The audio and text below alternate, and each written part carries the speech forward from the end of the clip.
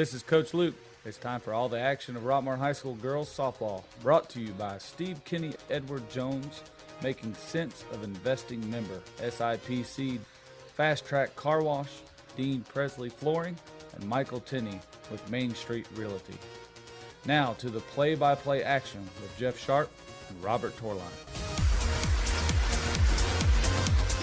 All right, we're back at Rockmart High School. Jeff Sharp, Chris Wolf today, as he's filling in for Robert. Robert decided he wanted to go take in a little volleyball action today, so he's officiating. So as we said, the Lady Jackets 3-0 overall, 1-0 in region play, taking on the Lady Indians of Chattooga. They're 3-0 as well, 1-0 in region play. And Chattooga comes in averaging almost 14 runs a game as they played Rome, Southeast Whitfield, and Armurchie, giving up 1 run a game as they're giving up 1 in each of those. Rockmart scoring almost 12 runs a game, giving up 3 as we played Cartersville, Cedartown, Pepperell, and Chris.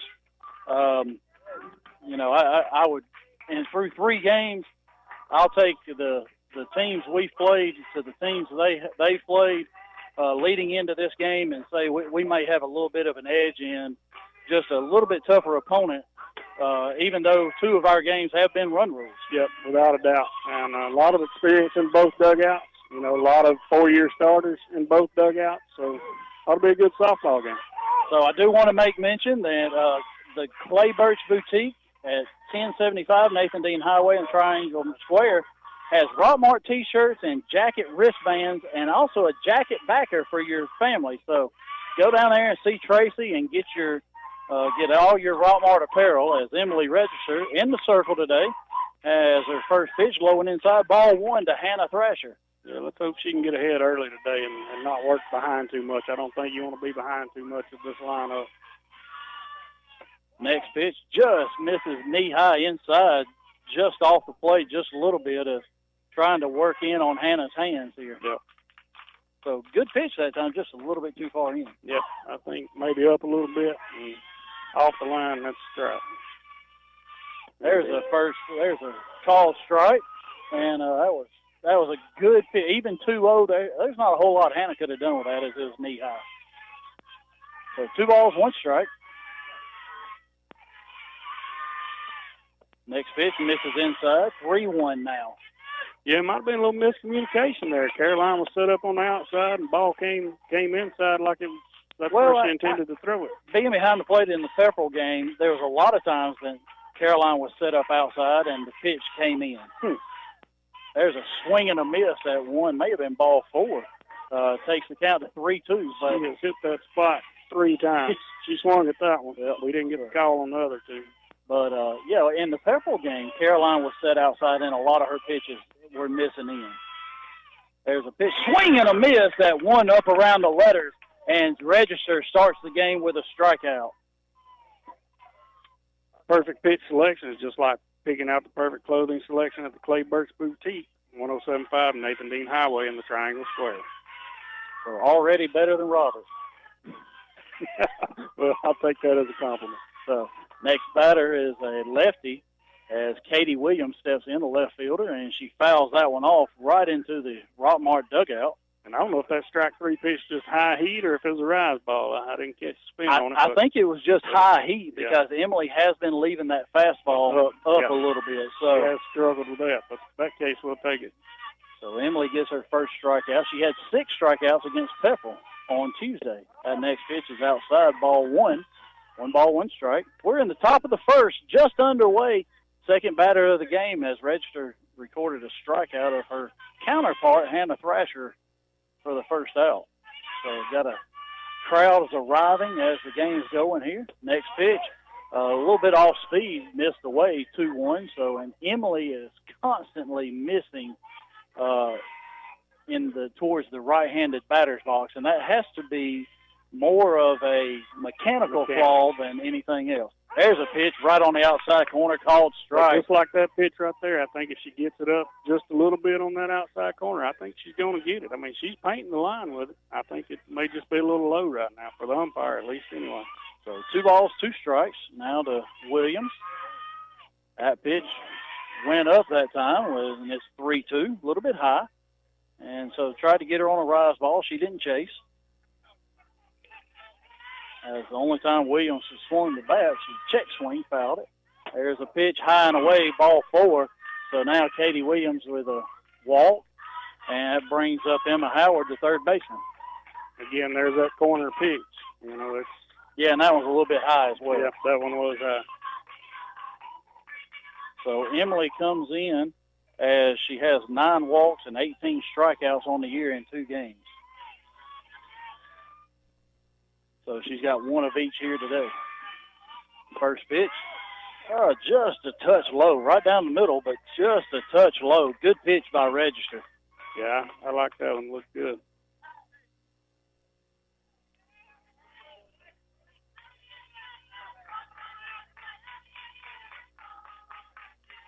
Emily with the 1-0 pitch, fouled off into the screen. 1 ball, 1 strike. Well, she wasn't scared to take that high fastball, was she? No. She went right after it. So got up under it, fouled it straight back. So got a good crowd coming in. Football practice is over as several of the players are coming in. Payne Culver right here behind us. There's another foul ball. That one got in on the hands of Howard, and she fouled it into the Lady Indians dugout. Yeah, I guess today would have been a walkthrough for the high school. Yeah, they look pretty refreshed back there. Don't look like they've been in pads battling the heat too. Yeah, well, they got a scrimmage game tomorrow night against Temple. So 7:30 tomorrow night, last scrimmage game before we go to Cedartown to open up the season. 1-2 pitch, up and away, ball 2. Good pitch just to see if she would chase that, and Howard laid off. But see, Reed Couch, the tight end, and there are a lot of them. Jamal Thompson, even a couple of that have graduated. There's a great pitch, knee-high inside corner, and that gets Howard looking and registers second strikeout. Yep, there's second strikeout for the perfect pitch selection. It's just like picking out the perfect clothing at the Clay Burks Boutique, 1075 Nathan Dean Highway in the Triangle Square. Nice pitch. Now the first baseman, Ramsey Elrod, steps in. Williams is still at first, 2 outs, top of the first inning. Guess you hadn't thought about going over there, so kind of surprised. I am too. There's a pitch, knee-high inside corner, and Register really wearing out the inside part of the plate. She's not even challenging Conring over there at first base with a very aggressive lead, so playing a little safe over there. Chattooga is early in the game. 0-1 pitch. Williams is on the move. Great throw by Conring and gets her out. Not even close at second. Kenzie Jones covers the bag as Elrod with a swing and a miss, but then Williams is caught stealing on the play. And that's the end of the top of the first. We'll be back in 60 seconds. Silver Comet Furniture, your one-stop shop for all your furniture and bedding needs. We carry brands such as Ashley, Catnapper, Liberty, and Jameson Mattress Company. That's Silver Comet Furniture, 678-685-4320, 2000 Cedartown Highway in Fish Creek. What kind of cake will they serve at your retirement party? Chocolate? Red velvet? Well, go ahead and call the bakery, because whether you plan to retire in 15 years or 50, a State Farm agent can help you take charge of your retirement and help make it seem like, well, a piece of cake.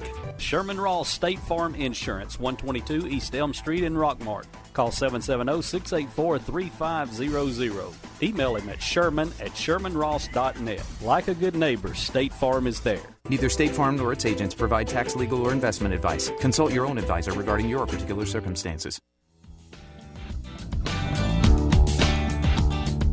This is Coach Luke.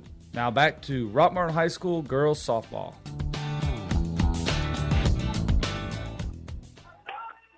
Back at Rockmart High School, Jeff Sharp, Chris Wolf, going to the bottom of the first inning as Alexis teams Emma Evans, Kenzie Jones, the first 3 batters here for the Lady Jackets, and teams coming off a 3-for-3 day against Pepperell on Tuesday. And that's huge. I mean, we've got to have her in that leadoff spot. That's key. You know, she's kind of taking the place, big shoes to fill herself with the Cambria graduation. So we need her wheels on base as much as we can get them. Yeah, and 2 very well, actually all 3. As Thrasher starts with a changeup that misses low, ball 1. And, you know, a lot of speed. The first three batters in Teams Evans and Jones, all three have really good speed. Teams with a bunt right out in front of the plate, never going to get hurt. As there's a leadoff single and it's thrown over the head of the second baseman into right field, but the right fielder, White, right there to back it up, and Teams with a leadoff bunt.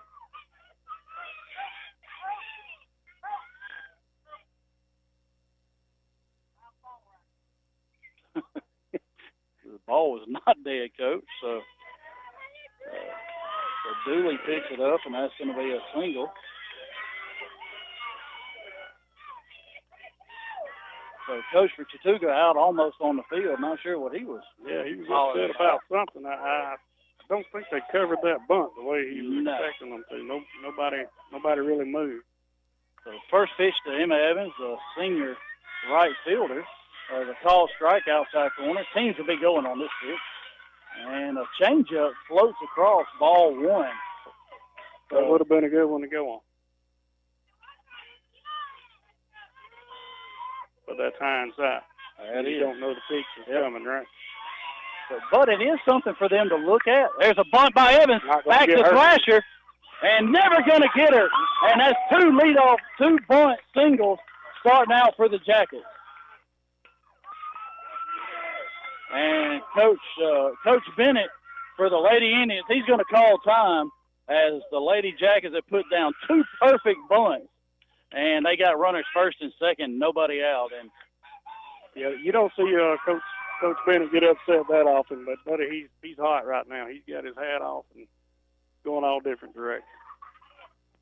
So now the senior shortstop, Kenzie Jones, going to step in. She went 2 for 4 on the day against Pepperell.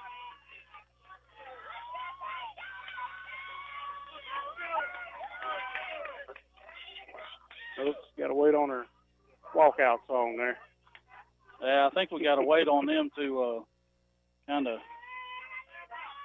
get that microphone going right. Yeah. So Jones steps in. Runners first and second, nobody out. Lady Jackets bottom of the first inning. Jones squares the bunt, takes a strike, and the third baseman stayed back and covered the bag, so team's unable to move up. Yeah, it was a good move by Coach Luke after that chewing out by Coach Bennett if he could get that third baseman to commit. So there's a fastball inside, just missed by Jones. Got in on the hands. It's 0-2 now.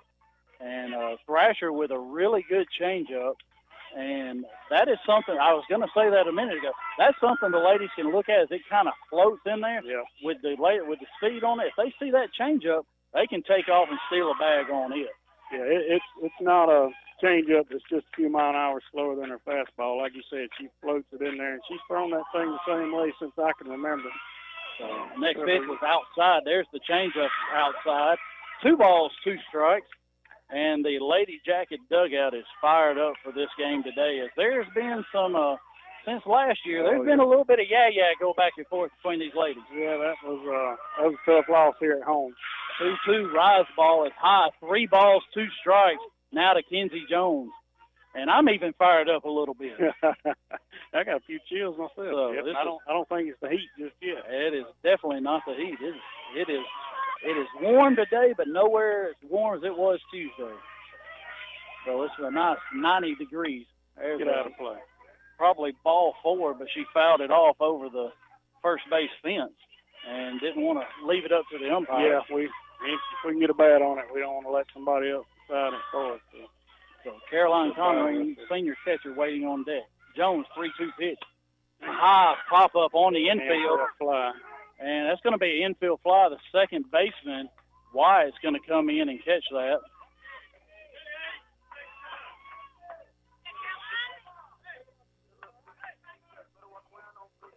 Now, chance to move the runners right there. Now we have our cleanup batter batting cleanup, number 29, Caroline Connery. And go to Precious Paws and have 4-legged friends cleaned up by Kelly Taylor and her staff. Precious Paws, 221 South Marble Street, 770-684-2248.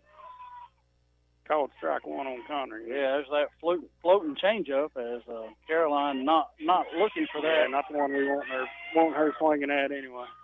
Next pitch. Inside off the plate, ball 1. Well, good to see he's not giving her that pitch either. That's right. So that's a give and take. As long as he's not giving it to them, we won't complain too much. So 1 ball, 1 strike to Connery. 1 out, 2 on. Change up, low, ball 2. Alexis Teams is at second. Emma Evans is at first. Connery's up at the plate. Sam Wolf waiting on deck. Yeah, they for sure they know Connery's power. He's not giving her anything to swing at. There's a pitch off the plate, 3-1. And they started her with a changeup that was a strike. Went to the inside, missed it there, missed with a changeup, and that pitch way off the plate, ball 3. So we'll see if Caroline gets something here. Coming inside. That pitch is inside, ball 4, and that's going to load the bases, and we're going to see a courtesy runner for Caroline, and it's going to be number 28, Mackenzie Malding. And don't be stuck walking around because your tires are worn. Go see Mac and let him put you on some new treads. McNabb Tire and Wheel, 522 Goodyear Avenue, 770-684-5067. So that McNabb Tire and Wheel walk loads the bases, and the sophomore designated player today, Sam Wolf, steps in.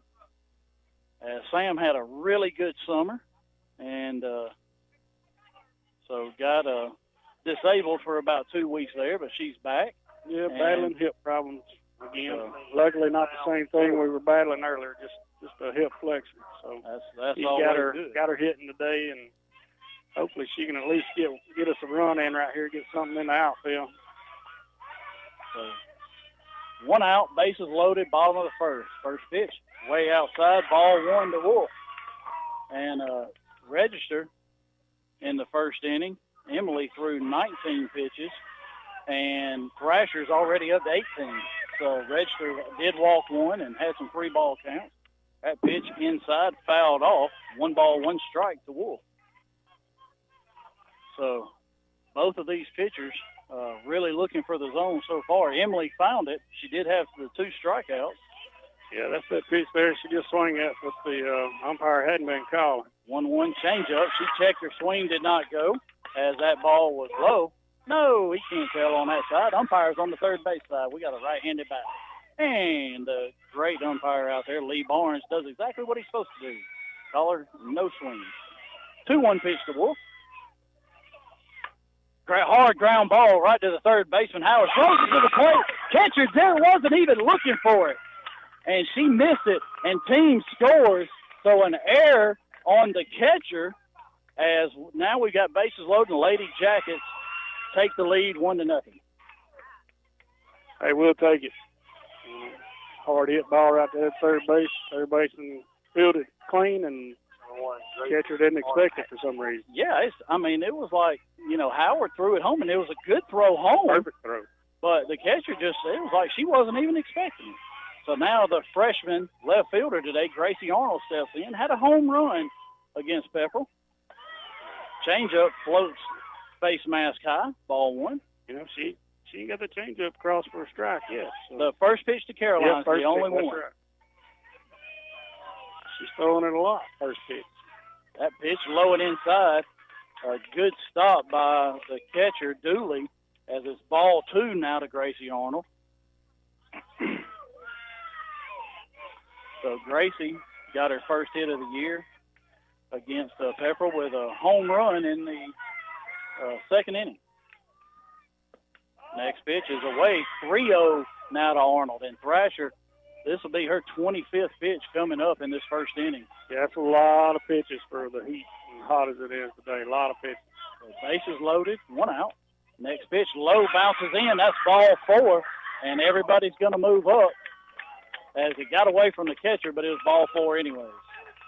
And now Macy McNabb's going to step in as Lady Jackets now lead 2-0, still 1 out. Bases loaded. Don't be stuck walking around because your tires are worn. Go see Mac and let him put you on some new treads. McNabb Tire and Wheel, 522 Goodyear Avenue, 770-684-5067.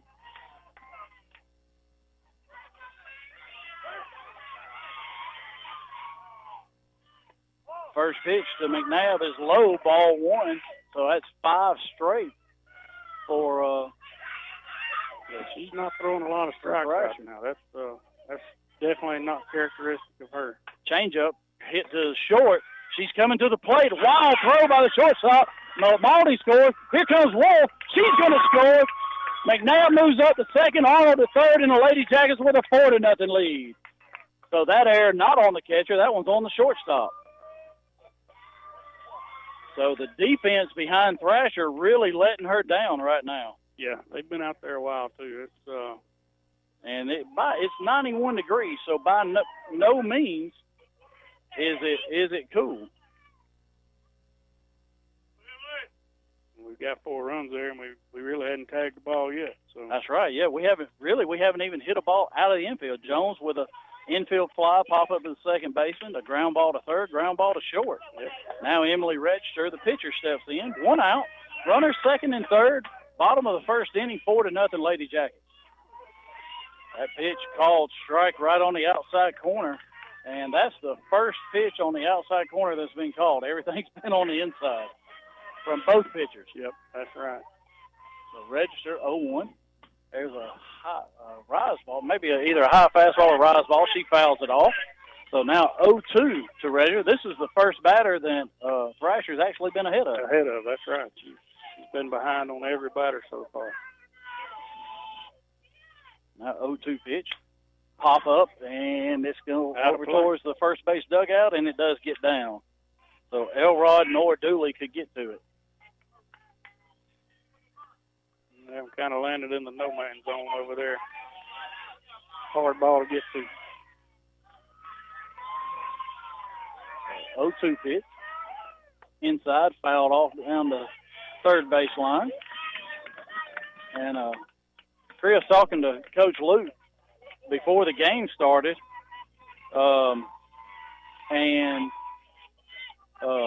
He said that this morning when he got here, the field was underwater. Changeup swung on by Register. Throw goes over to first. Arnold scores. So a RBI ground out by Register, and that makes it 5-0 now. But Coach Luke said when he got here this morning, the rain from last night, his field was underwater. Yeah, he came out at lunch, and it was practically dry, and he even had to water it before the game. That figures, right? August in Georgia. Now Anna Lewis, the senior second baseman, is up. McNabb's at third. 2 outs now. Lady Jackets have scored 5, and they've hit around.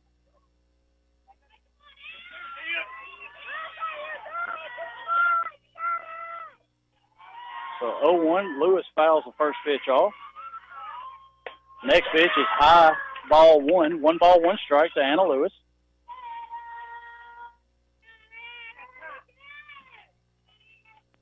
Time's called as the umpire trying to figure out, I guess, where that inside line is for Anna.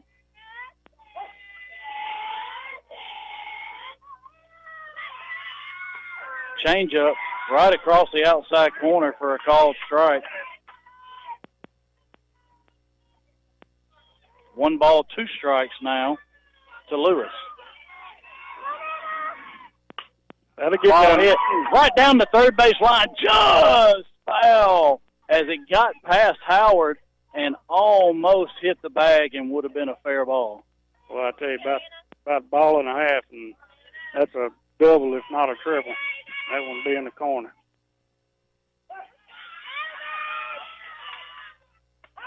And the changeup floats across, and maybe just a touch high, but it was right at the letters for a called strike 3, so Lewis strikes out to end the inning, but not before the Lady Jackets put up a 5 spot as they lead Chattooga 5-0. We'll be right back in 60 seconds.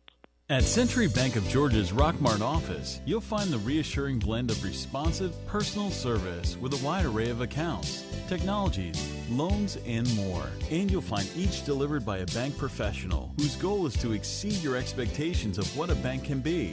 We invite you to discover all we are today. Your local choice for community banking. Go Jackets. Century Bank of Georgia. Rockmart. We want to be your bank. Member FDIC and Equal Housing Lender. Are you aware that untreated wood is highly susceptible to termite damage? Are you bothered by other pesky insects like bed bugs, ants, roaches, wasps, and hornets? Call Harrelson Termite and Pest Control for an inspection. They have the experience to handle your pest control needs. Call Harrelson Termite and Pest Control today to schedule an appointment. This is Coach Luke. Now back to Rockmart High School girls softball.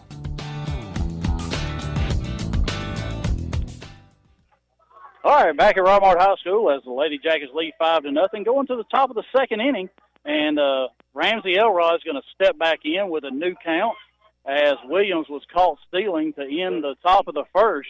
Elrod. Yeah, I took credit for that one, Jeff. I think they must have had their radio on over there, and I was teasing them for not running. So that's it. And see if we can do it again. Yeah, Caroline got to show off her arm and had a great throw right there. It was a good throw. And Kenzie Jones right there to take the throw and tag her right in the chest, probably about 5-6 feet out in front of second. It wasn't even close. Close enough. So register. There's the inside fastball, fouled off down over on towards the Lady Jacket dugout. We have another case of Caroline setting up outside and the ball's coming in. I'm just not sure what's going on there. Yeah, Emily, pretty much all year she's missed her spot. She's been throwing a lot inside. So that pitch, wow, that pitch was, I mean, it wasn't even in the batter's box. It was across the plate, and he caught it. It may have been low. This is a tall girl here, so I'm gonna say it was low. 1 ball, 1 strike. Next pitch, and that one hits Elrod as it was too far inside. So, well, she'd been flirting with it. You know, she's threw a lot inside. So now the shortstop, Graceland Beach, steps in.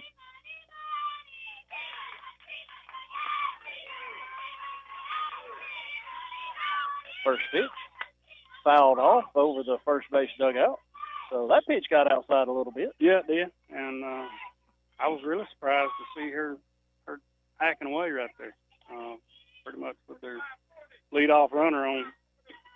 They're not looking to push her. They're looking to move her. Well, and they're kind of in a position right now where, you know, there is a bunt right back to register. She picks it up, throws it low, and that ball gets past Sharp into right field. Evans picks it up, throws to third to McNabb, and they hold up. The runner goes to third. So once again, we see Emily with throwing problems over the top. Yeah, we definitely got to work on that. I think that's 4 in the last week, and you know, at some point in time, it just comes between the ears. You know, you just got to shake it off and think about something else and do what comes natural. So now second and third, nobody out, and these are the kind of situations that that really Register was in yesterday and the Cartersville game and really pitched her way out of it. Yep, she did. I mean, we had a lot of base runners on, and she seemed to come back every time and take control. So White fouls that one off, and very quickly 0-2 now to Emma White. Yeah, it's be a big out right here if we could get this one. There's something off speed, popped up on the infield, right to Macy McNabb. She camps out it under it, puts it away for the first out. So a big first out right there. Runner second and third, and she gets White to pop up to the infield. Yeah, anytime you can stay ahead of your batter, you know, not work from behind, you can make them hit your pitch, and that's exactly what she did right there. Made her chase her pitch and got the easy infield pop fly. So now the center fielder, J.C. Martin, steps in, takes the first pitch high, ball 1.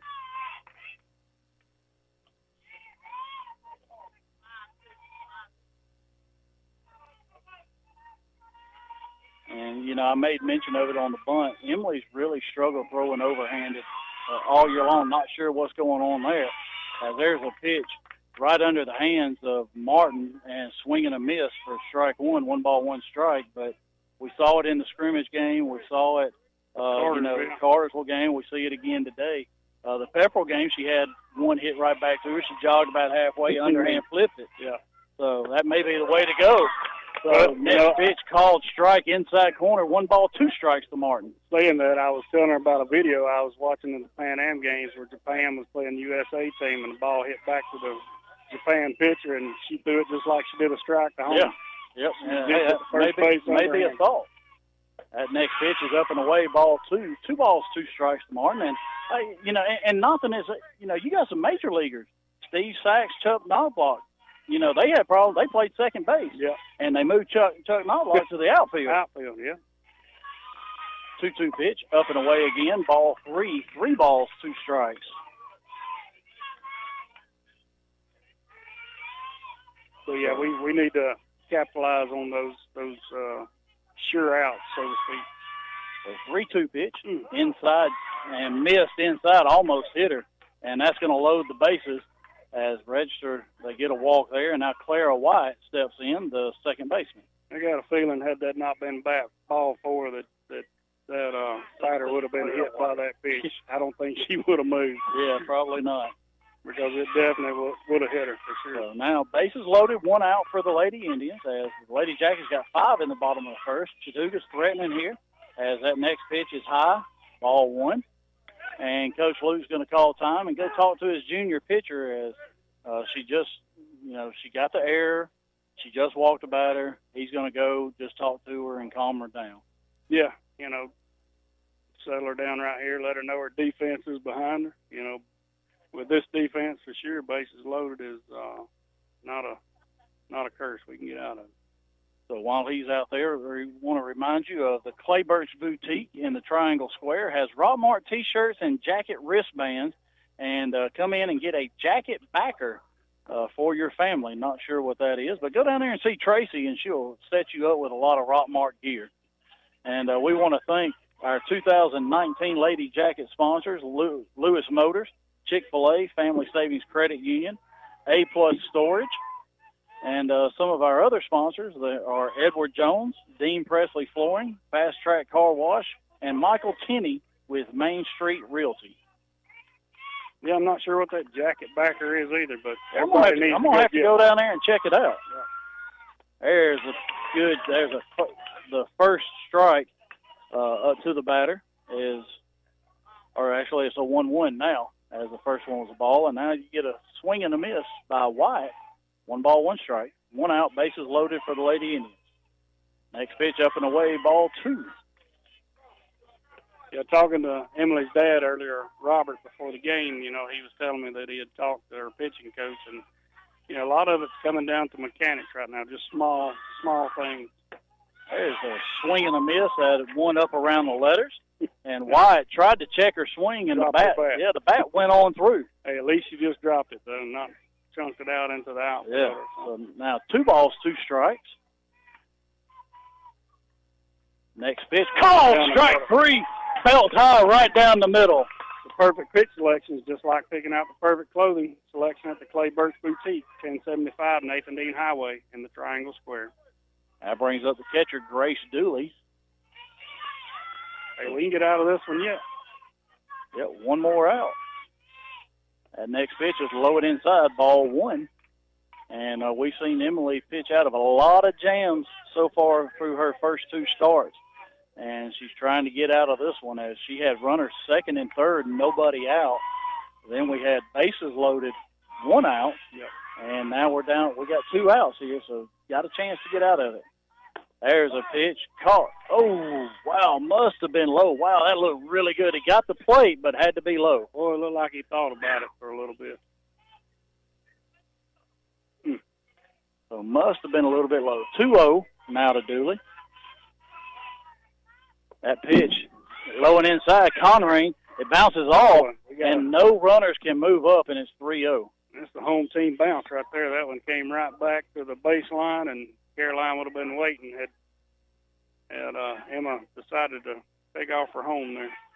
And, you got 2 outs. You're at the bottom of the order. You almost want to tell Emily, hey, just take a little off and throw a strike. And that is a called strike just above the belt. 3-1 now to Dooley. 2 outs, bases loaded. And she's got a 5-run lead. 5-run lead. Going to take a hard base hit to do any real damage. Ninth batter here, so go after. 3-1. That pitch misses low and inside. That's ball 4, and that's going to score a run as Dooley walks. And now we're going to have a courtesy runner for the catcher, and it's going to be number 10, Byers. Kaylee Byers. So, and now back to the top of the order as Hannah Thrasher steps in, and she struck out her first at bat. But a very dangerous batter here for the Lady Indians. And she's probably the one person in their order I don't want to see in this situation with bases loaded. Yeah, we struck her out last time, but, as well as I do, it's new at bat. So she's a dangerous hitter. You got to come after her. She is a dangerous hitter. First pitch swung on and fouled off to above the netting on the first base side. Yeah, she took a cut right there. She was trying to clean the bases, I believe. So Thrasher also the pitcher. She choked up a little bit there too. Next pitch misses low and inside. Ball 1. 1 ball, 1 strike. 2 outs, bases loaded for the Lady Indians as they do put 1 on the board here in the top of the second as it's 5-1. And I know I keep harping about it, but I see that catcher set up outside and the ball inside. Me as an umpire, it's going to be hard to call that inside There's pitch. A fly ball to right field. Emma Evans under it, and she makes the catch to end the inning. So with second and third, nobody out, bases loaded, Register gets out of it, just giving up the walk and allowing 1 run. At the end of 1.5, Lady Jackets lead 5-1. We'll be right back. WZOT Rockmart, W270CE Rome. If you are experiencing headaches or back, neck, or leg pain, Dr. Douglas Mitchell can help you get back to your peak performance through modern chiropractic practice, equipment, and technology. Call to schedule a consultation or appointment at 770-684-4963. Are your power bills way too high? Are you staying cold in the winter? Maybe it's time you contact your local insulation dealer, Timmy Montgomery, for insulation inspection. TNT Insulation can handle all your insulation needs from new home construction to general repair. TNT Insulation also specializes in spray foam insulation. Stop by to see them at 562 P Ridge Road in Rockmart or give them a call at 770-684-1887. This is Coach Luke. Now back to Rockmart High School girls softball. And we're back ready to start the bottom of the second inning. Lady Jackets with a 5-1 lead over the Lady Indians of Chattooga. And back to the top of the order, Alexis Teams, Emma Evans, Kenzie Jones. Seems like we've been here before. Yep, anytime you're leading off second inning and back at the top of the order, you had a good first inning. That's it. So they staked Emily Register to a 5-1 lead now. And, you almost want to go, hey, look, just throw it down the middle, let them hit it. Let's let our defense play because we got a good defense behind us. Yep, and you and I was talking, Chattooga lost a lot of good hitters. That's a base hit.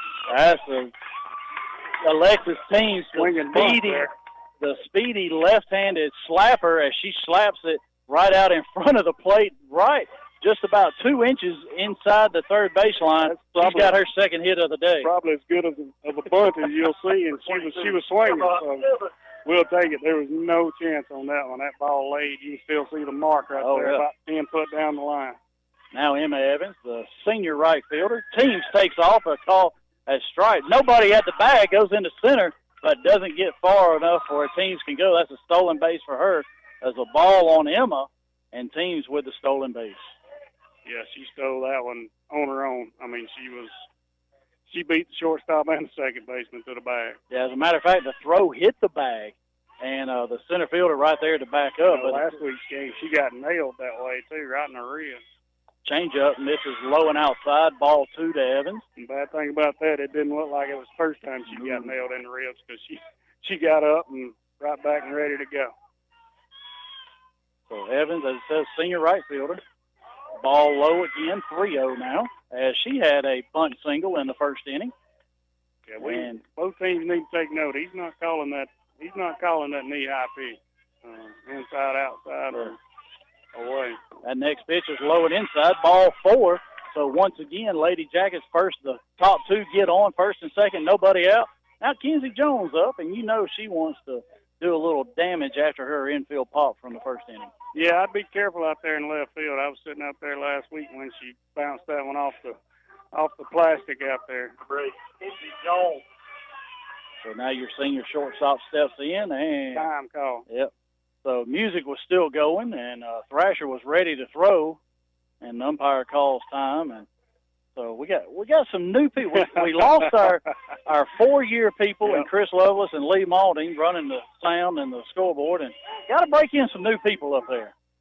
There's a high fly ball, and it just short hops the fence. Kings is going to score. Evans coming around third, throw to the shortstop, and a 2 RBI double by Kenzie Jones, and she does make up for that infield pop. Yes, sir. That was a nice hit. So now it's 7-1 as that pitch came inside, and I told you before the game that this team really tees off on inside pitching, and Kenzie did that time. And now our cleanup batter, Caroline Conring, fly ball.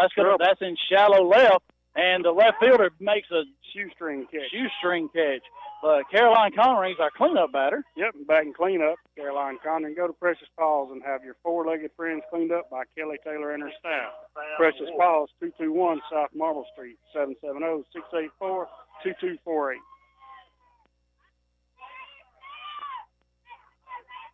Now Sam Wolf's going to step in. Kenzie Jones at second. Changeup floats across high to Sam. Well, I tell you, she throws that thing a lot on first pitch, huh? Yep, she did last year. So just not quite the control with it as we saw. There's a pop over shortstop. Left fielder comes in. She makes that catch as Williams has made 2 running catches so far, and Sam hits a fly ball. That's 2 outs now. And now Gracie Arnold, the left fielder, steps in. Gracie Arnold. So just hit a little bit too hard. It's over the shortstop's head, but hangs up just a little bit too much. Her and Caroline both hit one about the same spot. Arnold, that's a letter-high fastball for a called strike. And Sam looked at that changeup, and then the next fastball she got, she hit it, just got up under it just a little bit. Arnold changeup, that floats across at the mask, ball 1. 1 ball, 1 strike. She doesn't really throw that changeup for a strike very often. You know, but she did last year. Seems to be living by it. Yeah, she did last year. Just something to kind of keep them off balance. That pitch goes inside. Fastball, she fouls it off the padding, bounces all the way out to the first baseman. So 1 ball, 2 strikes now to Arnold. Yeah, she definitely followed it with a good fastball right there. So 2 outs. Kenzie Jones still at second after her 2 RBI double. 1-2 pitch. Rise ball up above the letters. Arnold swings on and strikes out to end the inning. But the Lady Jackets put 2 more on the board. At the end of 2, they lead 7-1. Get your bronze on. Visit Totally Bronze Tanning Salon at 254 West Elm Street in Rockmart to get that beautiful bronze look. Totally Bronze Tanning Salon has a very clean and cool facility with a safe, well-lit parking area. For a quick tan, they have sunless spray tanning. Call them today at 770-684-3003 for an appointment or go by 254 West Elm Street in Rockmart. Freeman Harris Funeral Home, the funeral home that has been providing a strong arm for our friends and neighbors to lean on for the past 76 years. We are proud of the young folks of our community and wish for them success on the field and off. Freeman Harris Funeral Home, Rockmart's very own.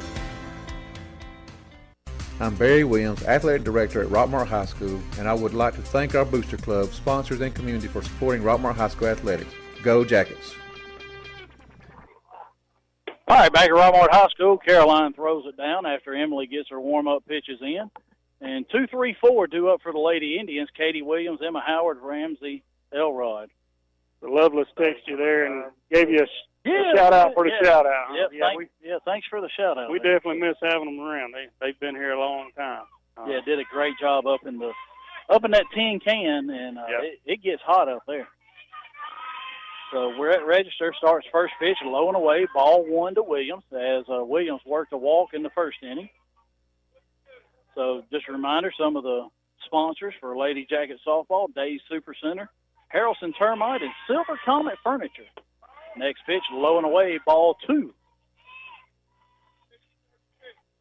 So right now it looks like maybe even if Emily moved over on the rubber a little, get out of that normal spot and kind of move over, see what happens there. But that pitch misses away again, ball 3. Katie Williams, left-handed batter, the only lefty in the order for the Lady Indians, as Rockmart has 3 in their order.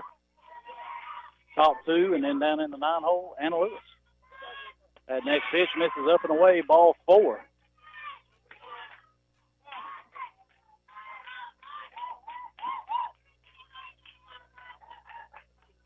Well, I could sit here and guess what's going on with it, but it's just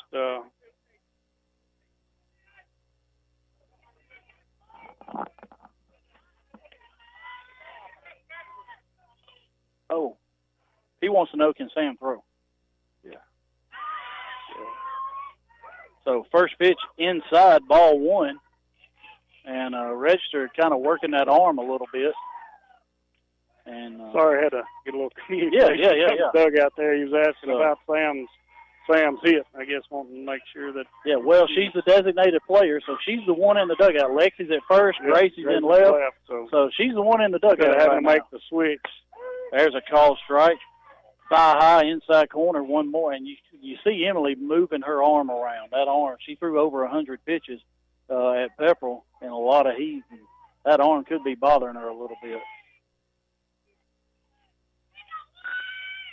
That pitch misses low and in, ball 2, 2 balls, 1 strike. So, but yeah, Sam being the designated player, she can come in and she hits, and she's hitting for Lexi at first, but she can come in and play the field as well. It's different than the DH. Right, still not disrupt the batting lineup. Everybody stay in their spot. Yep. Next pitch is low and inside, a wild pitch as Williams moves up to third now. And Register already at 54 pitches for the game. And a lot of 3-ball counts as well. 3-1 now to Howard. There's a little popper.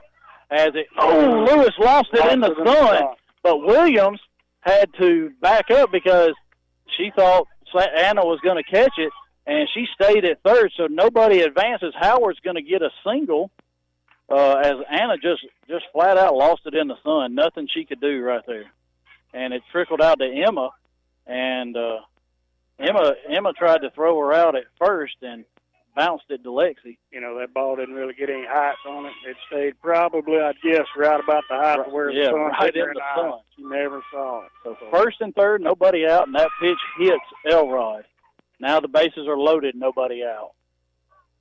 And that's going to bring up the shortstop, Graceland Veach. Sam Wolf down in the bullpen warming up. And you can visibly see Emily's struggling a little bit right now. But as they trying to work through it. She's known to pitch out of these tough situations. She is very resilient. And a lot of it, she's been throwing for Coach Luke since she was a freshman, even before that. So bases loaded, nobody out. Next pitch, there she gets right back in it, throws a strike, and it's fouled off. It just didn't seem to have the zip on it. No, well, and you know what? Right now, that doesn't really matter. It really doesn't matter. You want to get strikes. You got a 7-1 lead. Get out. Make them put the ball in play and get out. That pitch and right back to Caroline. Another home team bounce. I thought that skimmed right off her shoe top, but apparently it didn't. Ball and another friendly bounce off the screen right back to Caroline. Nobody can advance. 1 ball, 1 strike to Veach. Bases loaded, nobody out. That pitch called strike.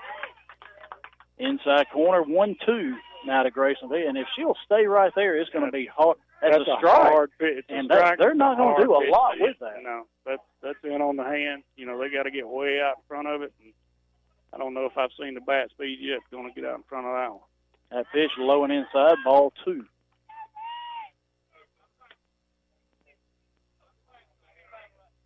So Coach Luke with several options to get in the circle, as we said earlier. Sam's down there warming up because she was the one in the dugout at the time. Yeah, we're not hurting on numbers of pitchers, just experience right now. We've got a young pitching staff, especially with Carly being out right now.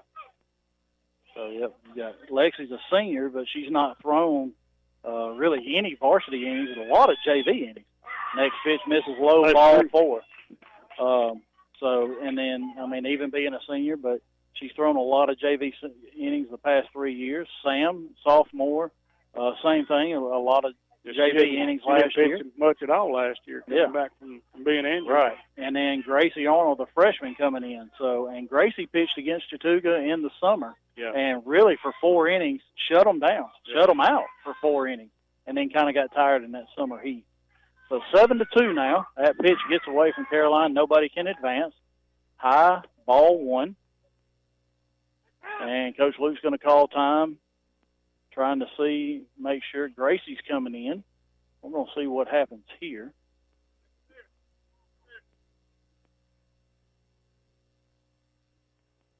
So probably, all right, we're going to see Gracie Arnold's going to come to the circle, and I foresee Sam coming to third and Macy going to left field. Or vice versa. Register. Nope, Sam's going to go to left field. So Sam Wolf's going to play left field. They got another pitcher warmed up on That's the right. field. Well, Gracie's been in the game, so her arm's loose. But while she gets her warm-up tosses, we're going to take a 30-second break and be right back. Buy Low True Value, 308 Nathan Dean Parkway in Rockmart invites you to come by and watch the inventory grow every day. We're the home of the Garrett Brothers Sawmill. Our family has been processing and selling our country's greatest renewable resources for over 100 years. Like us on Facebook or give us a call at 770-684-5075. This is Coach Luke. Now back to Rockmart High School girls softball.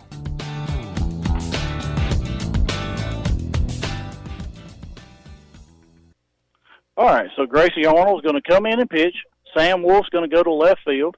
As he said, he checked with her, and she wasn't ready to come in the game. She still needs some more warm-up pitches, so she'll get some time in between innings to do that. All right, so we're back. One hopper back to Arnold. Off her glove, high throw by Lewis, and that's going to score 1, and another run comes in. So Lewis a little bit off balance and an error on that throw, and it's now 7-4 as Chattooga, first pitch, puts it in play.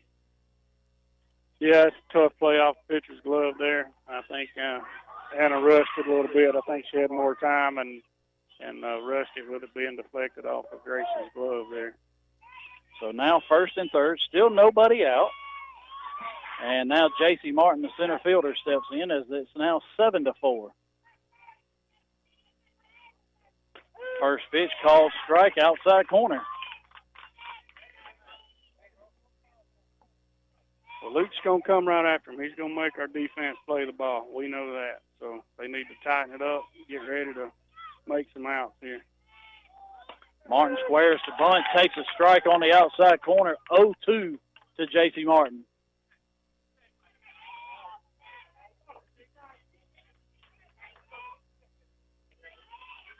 So during that break, had to do a little help for the umpire there. That pitch is high, ball 1, trying to find an administrator here.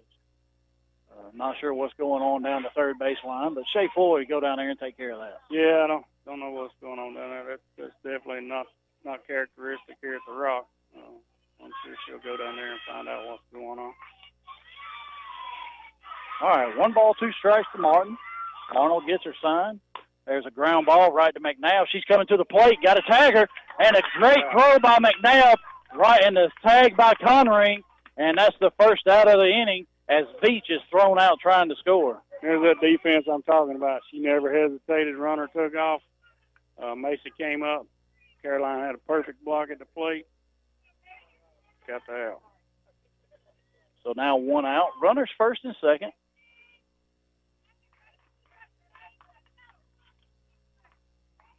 I like the way Macy came up. She knew where she was going. She saw that runner, and no question. Yeah, no hesitation as Veach took off as soon as it was hit.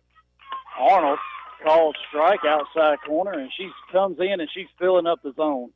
Yep. She's throwing strikes pretty much wherever she wants right now. So now Clara White, second baseman, steps in. first and second as Martin's on first and White's on second. That one misses just off the plate. That was a, what you call a good miss right there. So just off the plate, 1 ball, 1 strike. We're in the top of the third inning. Rockmart scored 5 in the bottom of the first. Chattooga got 1 in the top of the second. Rockmart got 2 in the bottom of the second. And they've come in and got 3 here in the top of the third. And there's a little bit off speed. Belt high, outside corner, called strike. 1-2 now to Wyatt. Yeah, we might got a little help with Connery on that one. She kind of pulled that one in for a nice frame job there. So we'll see what to go to. Going way outside and swung on, fouled off by Wyatt as Connery went way outside, and Wyatt chased it off the plate and fouled it off. And that's exactly where Coach Luke wanted that pitch. Yeah. In the batter's box, make her chase it. Make her go for it. So 1-2. Going away again, swung on and fouled off again. And, you know, we'll say with Gracie, Caroline's setting up outside, and that's where the ball's going. So, you know, it helps your coach out when you're hitting your spot. So, yeah, and like I said about Emily, just something mechanical in there, but she's just got to get fixed. There's a fly ball down the right field line. It's going to be foul and out of play. Out of play. So, and all of these pitches have been outside. I look for Coach Luke to very quickly here in the next pitch or two to come inside. Yeah, he may change something up this pitcher next. So we'll see. Caroline steps up. And here it comes. And that is inside, but just too far inside as Wyatt skips out of the way, and it's 2-2. So Clara White, the second baseman, steps in. Also the other pitcher, she was warming up down the line before the game. There's a pitch, one hopper right back to Arnold. Throws to first and gets the out. Looked at third and had the runner there, but took the out at first. Took the out, and not a bad choice. Got 2 outs now, so we can pull one more out and get out of this inning finally. Seems like we've been here a while. Been a long inning. Grace Dooley, the catcher, steps in.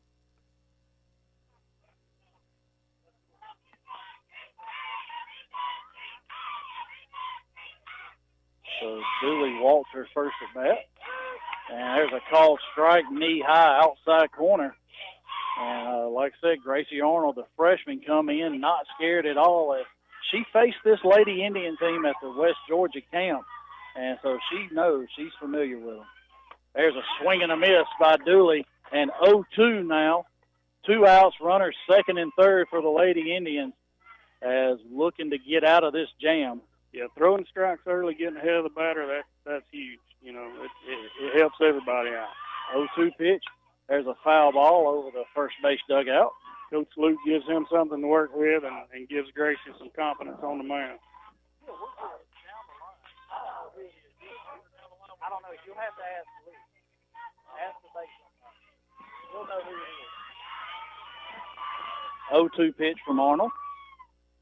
Oh, just off the plate, ball 1. Good pitch by Arnold. Yeah, that was close. So I'm not sure if it was low or if it was just off the plate. Yep. So 1-2 pitch.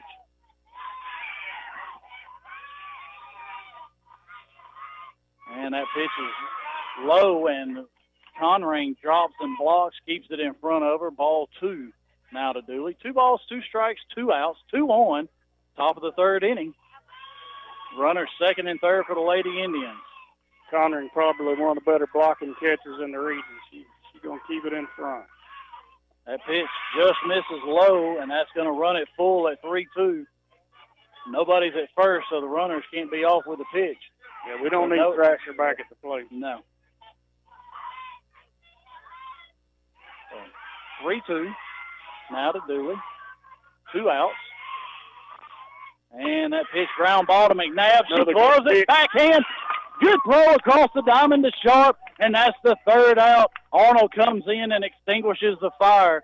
At the end of 2.5, Lady Jackets lead 7-4. Go to the experts at McNabb Tire and Wheel. We install truck lifts and truck accessories. We offer full tire service and alignment. AC and complete service is available. 522 Goodyear Street, Rockmart. Phone 770-684-5067 today. Here's a real post from a real Chick-fil-A guest. At Brittany Zillig writes, have you ever had an egg white grill from Chick-fil-A? If not, you're definitely missing out. Egg whites, cheese, and grilled chicken on a toasty English muffin. #drooling. You pretty much nailed that description. I'll just add, it's the little things like grilled flavor in the morning that jumpstart your day. Share your stories at Chick-fil-A with #the little things. This is Coach Luke. Now back to Rockmart High School girls softball. All right, we're back at Rockmart High School and going to the bottom of the third, and McNabb, Register, Lewis going to be the 3 due up. We'll see what he does with Emily in that spot if he leaves her in. But we're joined right now by Hands, tight end, Reed Couch, the senior for the Jacket football team, and we saw those hands in the Cedartown game as he caught that home run ball barehanded. I was out there. From Carolina. Yeah, it hurts so bad. So now you know why you use a glove in baseball, huh? Yes, sir. So it's a little bit harder than that football, right? Oh, for sure. Yeah, let's don't hurt those hands either. Yeah, do not. We don't want to jam a finger doing anything let like those that. things hit the ground next time. But so Reed got a scrimmage game coming up tomorrow night, 7:30. Temple's coming in, and some happening things going on at the football field this week. Oh, yeah, we have the home side press box and the away side went up this week for us. Yeah, I didn't really like that new open-air press box last week. So first pitch was a changeup to McNabb, and the next pitch was a called strike. Next pitch lined out to the right fielder as she was played way over in the right center gap, and McNabb hit it right to her. She had to jump to get it, but a hard hit ball by Macy McNabb. Yeah, I thought that sun was about to come into play on that one too, but she managed to battle it off. Looks like Register's going to hit for herself here. So Emily stays in the game. She's going to hit. And it's called strike right on the outside corner. But, yeah, all those press boxes went up. And so hopefully tomorrow night we'll at least have that. May not have air in them yet, but that's okay. Oh, for sure. So there's a high fly ball by Register going out to the center fielder, Martin. She camps out under it. And, Chris, we outside of Kinsey's hit, we really hadn't seen anything out of the infield till these two now. You know, we talked about it earlier. We've kind of been living off the base-to-base plays, ground balls. Of course, capitalize on a few errors there. So. Yep. Now, Anna Lewis, the senior second baseman, is going to step in. And so, Reed, run us through practice this week, what y'all been kind of getting used to. I know you getting used to the heat this week, as it has been a hot one. I'm pretty sure it was Tuesday that it felt like it was 115. Oh, yeah. It was awful. It was. We were playing at Pepperell, and probably the hottest it's been in a long time. Oh, yeah. It was terrible. We had a lot of reps repping for Temple, but we also rep for Cedartown, knowing that big game next week. Yeah, Temple just a scrimmage. So, probably the same as last week, not really going to show a whole lot there. Start putting in some things. There's a ground ball. Oh, my gosh, just foul. Oh, you got to get out a little bit quicker to see that bounced over the third base bag. And Lewis almost got one in the first inning and almost got another one here as it was a foul ball. First two pitches were balls, so it's 2-1 now to Anna Lewis. Yeah, they had double written all over. Wow. 2-1 pitch. Inside, ball 3-1 now to Lewis. Teams waits on deck. So, kind of probably a lot of vanilla stuff offensively, defensively against Temple, really getting ready for Cedartown.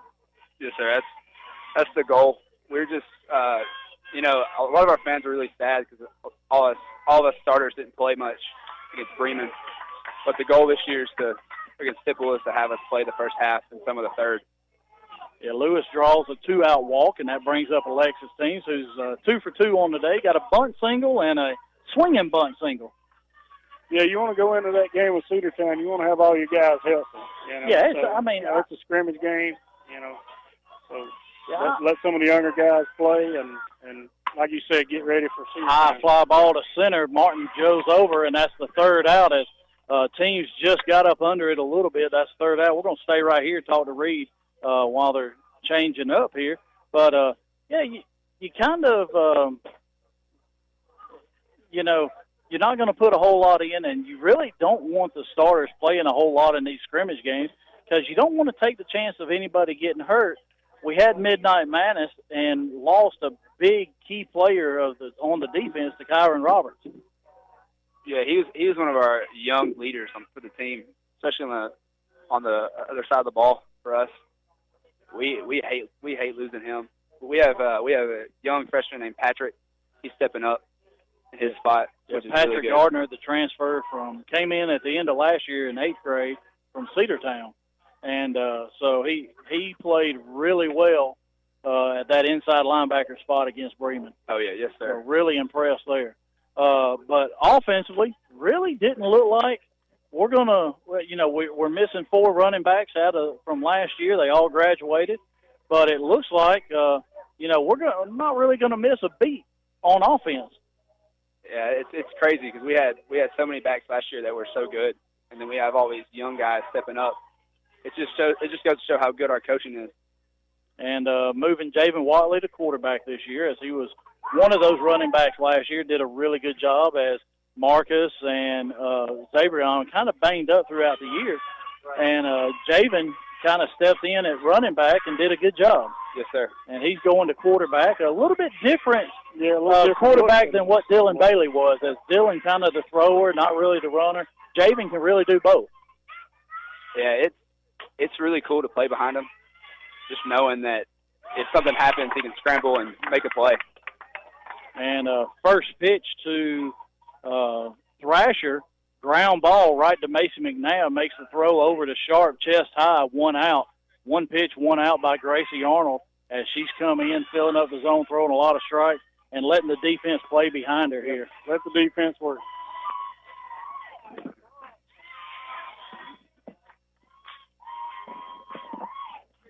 So now Katie Williams is on, as I believe she's walked twice.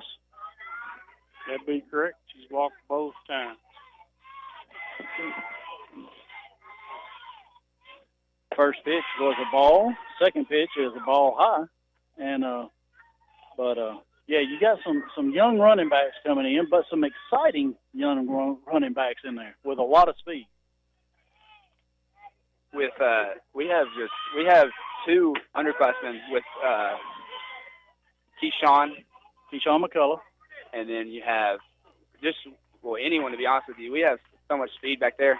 It's just like all our coaches walk down the hall and just pick kids, and we have just all these kids running back and stuff. A little blue tip there. Next pitch to Williams was a strike on the outside corner, then a little popper right over the head of Kenzie Jones into left field for a single for Williams. And so now Emma Howard steps up as Howard struck out looking and singled to, I think that was the one that the sun got in the eyes at Anna last time. You're right. So, Reed, we look forward to an exciting year. Looking forward to the game. A little pop fly. Anna's not going to be able to get it. Squibber misses the ball, tries to tag the runner, and forgot the ball. So that's going to be an error on Anna, and now they got first and second, 1 out.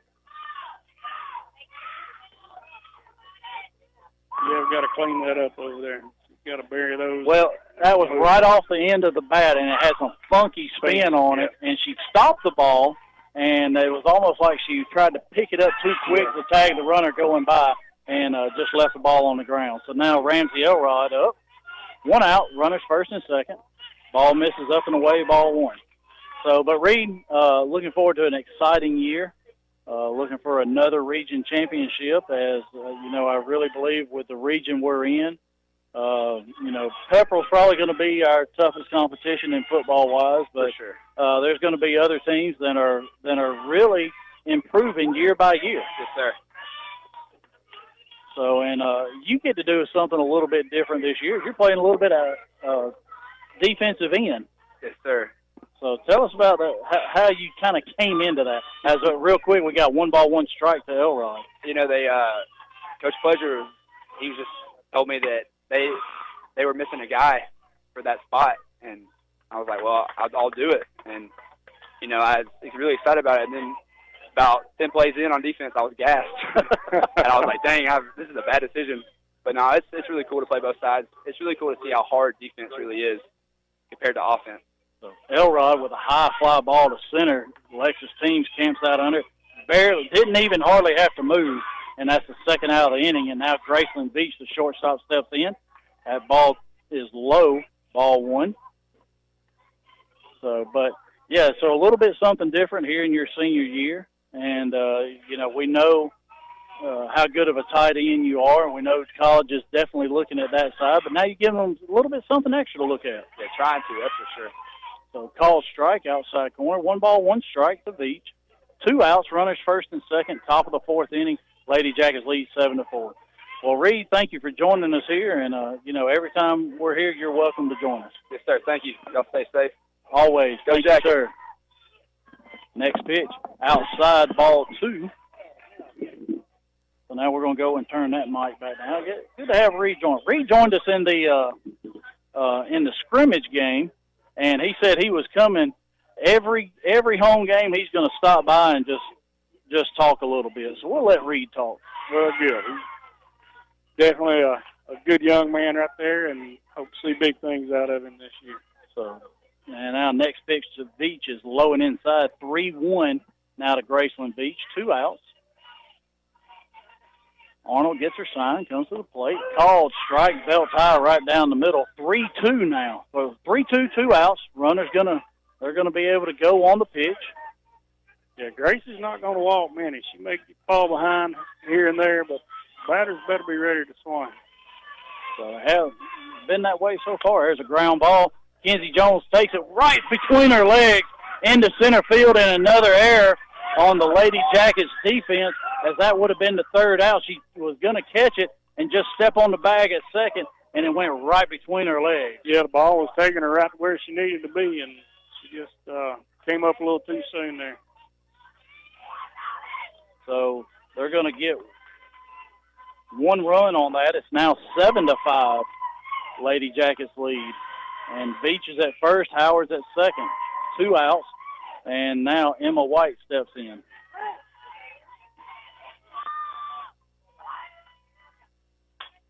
Line drive. Jones snags that one as she reaches out, and that's the 3rd out. And then she makes the play that you don't think she's going to make. She just robbed her of a hit right there. So going to the bottom of the 4th, Lady Jackets lead 7-5. Lewis Motor Company in Rockmart carries a wide variety of quality vehicles with the inventory updated on a regular basis to provide you with the best selection. Let Lewis Motor Company put you in a vehicle with their guaranteed credit approval. Lewis Motor Company, 218 South Piedmont Avenue in Rockmart. Family Savings Credit Union, we understand how important your time is. So we make managing your money fast, easy, and convenient. We know what matters to you because we're a family. We understand how important your time is. Go to FamilySavingsCU.com, call, or stop by any Family Savings Credit Union location to get started today. This is Ryan Robinson, branch manager of your local Family Savings Credit Union. Come by and visit us sometime, 101 Felton Drive, Rockmart, Georgia, 770-684-8601. Equal Housing Opportunity member NCUA, NMLS number 800746. This is Coach Luke. Now back to Rockmart High School girls softball. All right, we're back. Bottom of the 4th inning. Emma Evans, Kenzie Jones, Caroline Connerine, first 3 up for the Lady Jackets.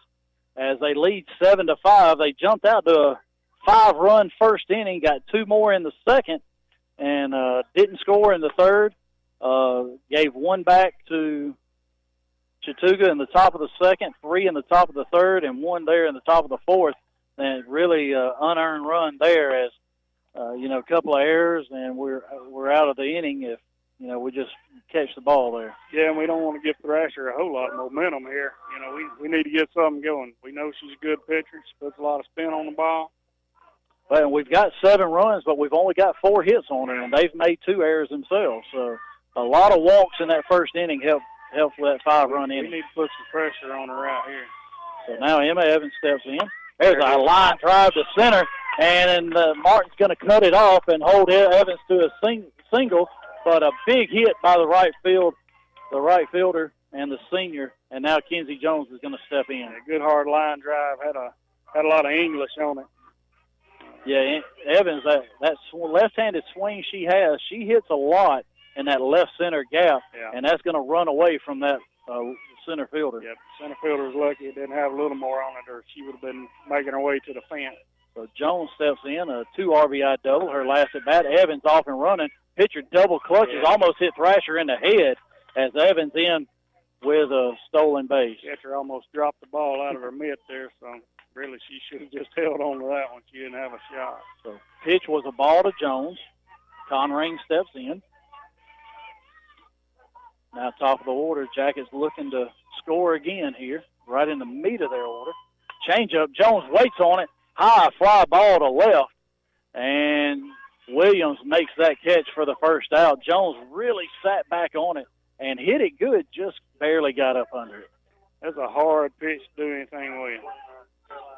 Now Caroline Conring steps in as Caroline has walked and flied out to left and really need to pick up that run at second as Evans need a base hit, something to get Evans in here.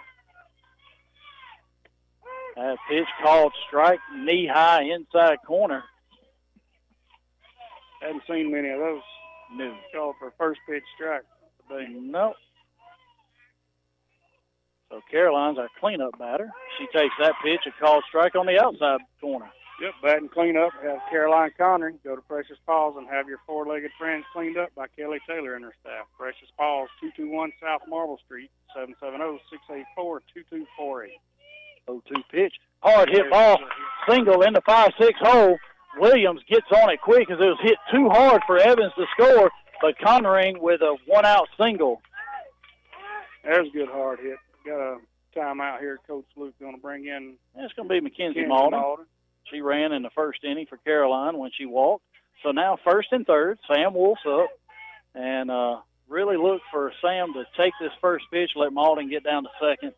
And, if they try and throw her out with one out here, Evans is easily going to score from third with that speed she has. She'll walk on. So Sam Wolf steps in as Sam is 0 for 2 on the day. She reached on an error and a ground ball and flied out to left. First pitch hit Sam right in the boot-ta-ta. That changeup, don't rub it. It didn't hurt. It was a changeup. Not a fly there, not a mosquito, just a changeup. So now that brings up the pitcher, Gracie Arnold. Bases loaded, one out. Yeah, Arnold homer there at Pepper. We need a big hit right here. Yeah, Gracie walked and struck out swinging. So as Thrasher came back and got her swinging on a pitch up around the letter. So courtesy time out there by the umpire, clean the plate. I don't think Sam's really shaking that one off a whole lot. I hope it didn't hit her in that bad hill. Oh, that'd be great. So one out, bases loaded, Arnold up. She takes that pitch high, ball one. So yeah, that was. She got hit with a changeup, and that changeup's probably about 25 miles an hour. So 1-0 pitch. That one inside almost hits Arnold, but it bounces in, and that's 2-0. Arnold didn't move at all, and that would have been big to push across a run, get another hit batter there. Hey, we'll take all we can get right here. Yeah, we need every bit of it right now on Thrasher. 2-0 pitch. That's a called strike outside corner, and that's a good take by Arnold. There's not a whole lot she could have done with that pitch. Yeah, I'm probably hit a ground ball to first or rolled out over it. Yeah. So 2-1 pitch to Arnold. One out, bases loaded. There's a swing and a miss. That one a little bit, maybe right on the outside corner, out of third of the plate. So, and what I saw there, Gracie just pulling her head out, trying to swing too hard. Yep, she pulled off of that one. That was a pitch, though. Let her high 2-2 pitch. Change up, hit hard. Shortstop backhands it, and she's going to come to the plate, but she just flips to third and gets Malden, so she gets an out, but Evans scores. Yeah, she bobbled it there, thought about coming home, and took the sure out at force at third. So we're going to have time. We're going to have a courtesy runner for Gracie Arnold, the pitcher, and we'll see who comes trotting out. It's going to be number 6, Matty Owen. Matty Owen. That's who I thought it was going to be, but I didn't want to speculate. Yeah, we got too early. Matty on first, Sam on second here. So 2 outs. And Jackets have got one back here as it's now 8-5. We scored one here in the fourth. See if McNabb can turn some of that glove magic into some bat magic right So here. we're going to see where the right fielder is. She's a little bit further over than where she was Macy's last time when she lined out to her. So she reached on a error by the shortstop and line out.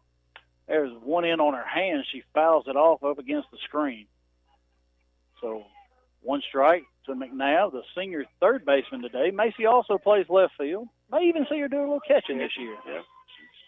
So it's pretty much your Coach Luke unusual utility player. Coach Luke said if he had a 9-inning game, he'd let her play all 9 positions. She could do it too. Well, we almost had one up there at Cartersville. So that next pitch misses off the plate. 1 ball, 1 strike. 2 outs, runners first and second. Owens at first, Wolf at second. That's a called strike outside corner. 1 ball, 2 strikes now to Macy. Macy's not your typical utility player because she does catch. You know, you don't find many that play any position and catch. 1-2 pitch way outside, ball 2. 2 balls, 2 strikes. She did her share of pitching back in her younger days. Yes, she did. She can play all 9. 2-2 pitch. Change up. That's right down the line. Williams comes in, and she makes the catch as McNabb waited on the changeup, just got up under it and popped it up to left field, and Williams makes the catch. But the Jackets get one more, and they lead 8-5 at the end of 4. We'll be right back.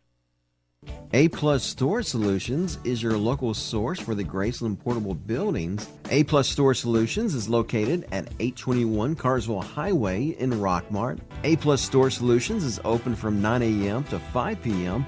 Monday through Saturday. Call us at 678-883-2006. A-Plus Storage Solutions. Hey friends, Jeff Bailey here with Dave's Pre-Owned Supercenter in Rockmart. Make sure the next time you're in the market for a car, truck, or SUV, you take the short drive over to little old Rockmart and find out what the buzz is all about. You'll be glad you did, and so will your wallet. So come on by and meet our friendly staff, and we'll have you busting bugs in no time. So what are you waiting for? Just give us a call at 770-684-7400 or check us out at daysrockmart.com. And remember, like we always say, today is the day. This is Coach Luke. Now back to Rockmart High School girls softball. All right, we're back. Lady Jackets lead 8-5, going to the top of the 5th, and we want to mention some more of our sponsors: Mitchell Chiropractic, Freeman Harris Funeral Home, Buy Low Hardware, McNabb Tire and Wheels, Century Bank, TNT Insulation, Totally Bronze, Sherman Ross State Farm, and Alvis Miller Funeral Home. So just a couple of them to mention there, and we want to thank everybody for sponsoring Lady Jacket softball, allowing us to bring you the games. If you can't make it, if you can make it, get on out here and see these young ladies play. As it's an exciting team again this year, going for their 4th straight region championship. Now Gracie Arnold, first pitch, called strike to J.C. Martin, the center fielder, and Gracie starting ahead once again. Yep, she's throwing strikes. And, you know, that's what we need now. We just got to cut out the errors, and we'll be in big. So next pitch, changeup to Hopper to Kenzie Jones. Bounces off her bare hand, and another error there on Kenzie, and Martin's on first. Kenzie's having a tough day up there. Not what we're used to seeing with her, a senior shortstop. So Clara Wyatt, the second baseman, steps in now, as Wyatt has struck out looking and grounded back to the pitcher.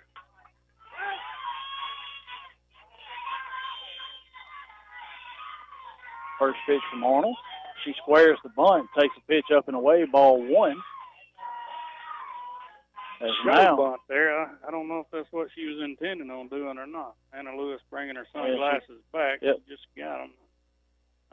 She didn't have them on when she needed them, and now she's got them on, and she's like, oh, hey, the sun's gone down far enough now. So,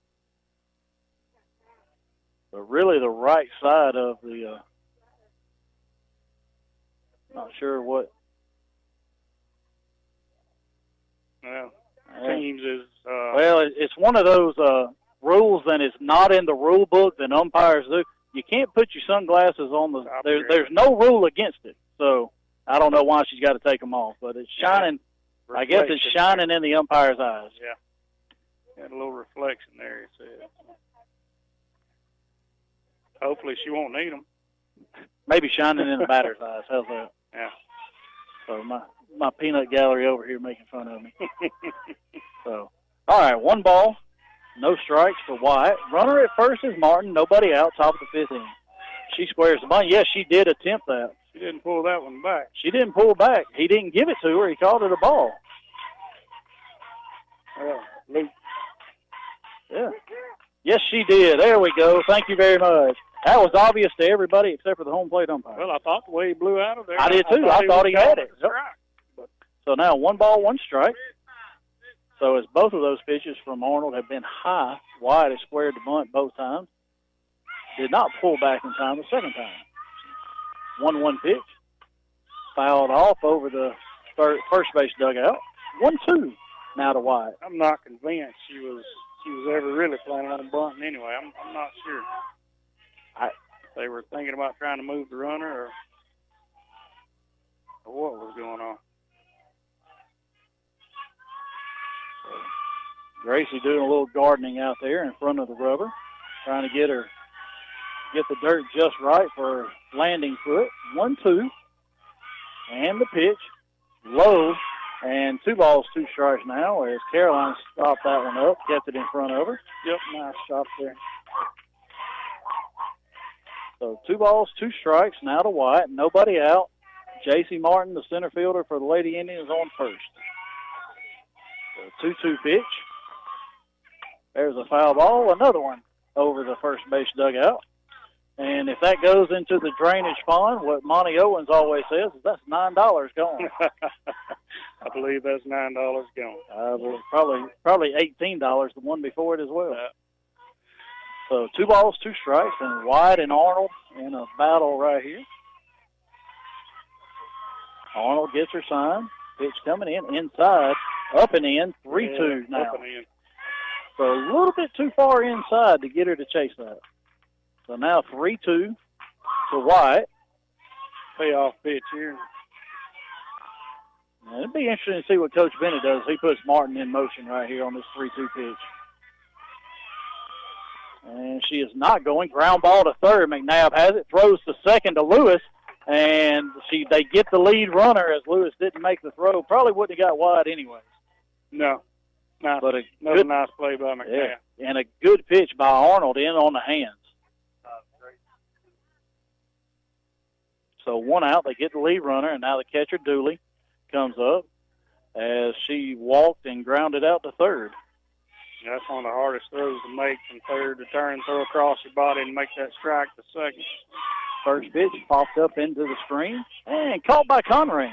Right back to her. Too bad it hit the netting first. So, yeah, and as a matter of fact, the third baseman playing up in front of the baseline, you actually have to throw it behind you. Yeah, that's right. So you almost have to turn and throw it like you throw in the center field. Yep, that's a tough throw. So Arnold ahead of the 9-hole hitter and Dooley the catcher. There's a called strike right on the outside corner.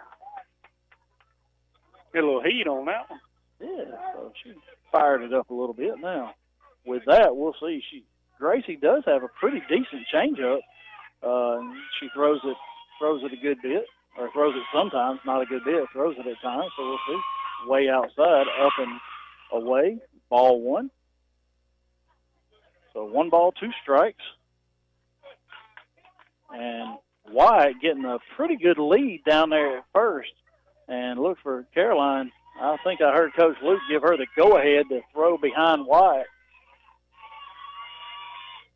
That pitch swing and a miss, and that's a strikeout by Gracie Arnold. Perfect pick selection was just like picking out the perfect clothing selection at the Clay Burt's Boutique, 1075 Nathan Dean Highway in the Triangle Square. Yeah, and go down to Clay Burt's Boutique. See Tracy to get all your Rockmart T-shirts and your jacket wristbands. And as a family, go down and get your jacket packer. I'm going to have to go probably Saturday and check that out. Ground ball to Jones. She gets that one, throws across. Sharp stretches out, and that's the third out. So Chattooga leaves 1 on. A shutout inning by Gracie Arnold going to the bottom of the 5th. The Lady Jackets lead 8-5. WZOT Rockmart, W270CE Rome.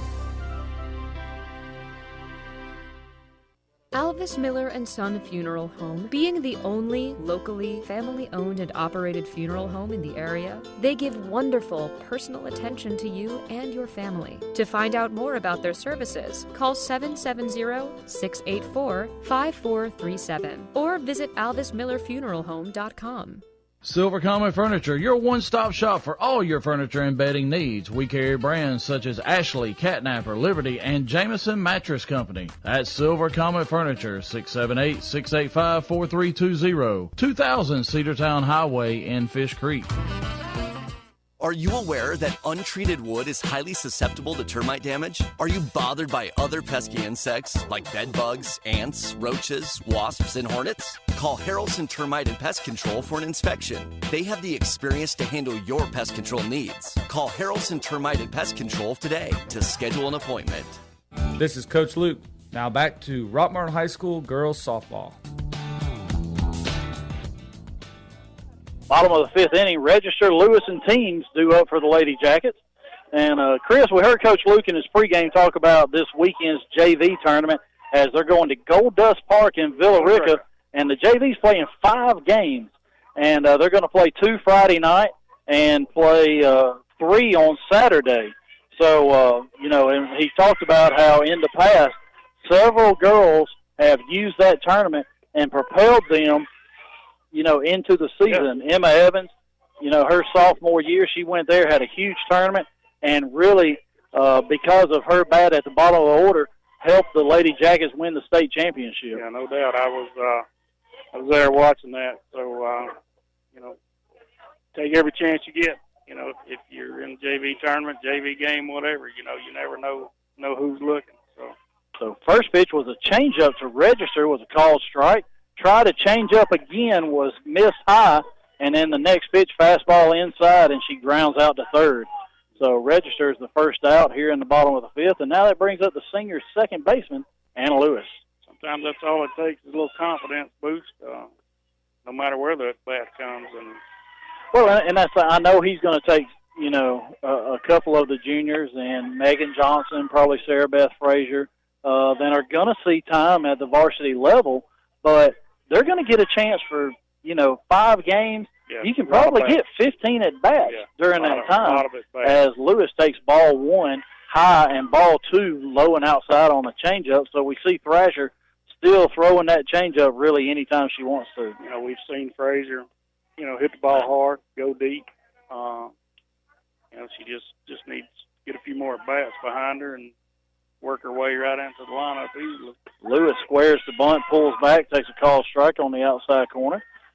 But, Coach Luke really uses those JV games to get people, the underclassmen, freshmen, sophomores, juniors, get them all some extra at-bats that they can't necessarily get in a varsity game.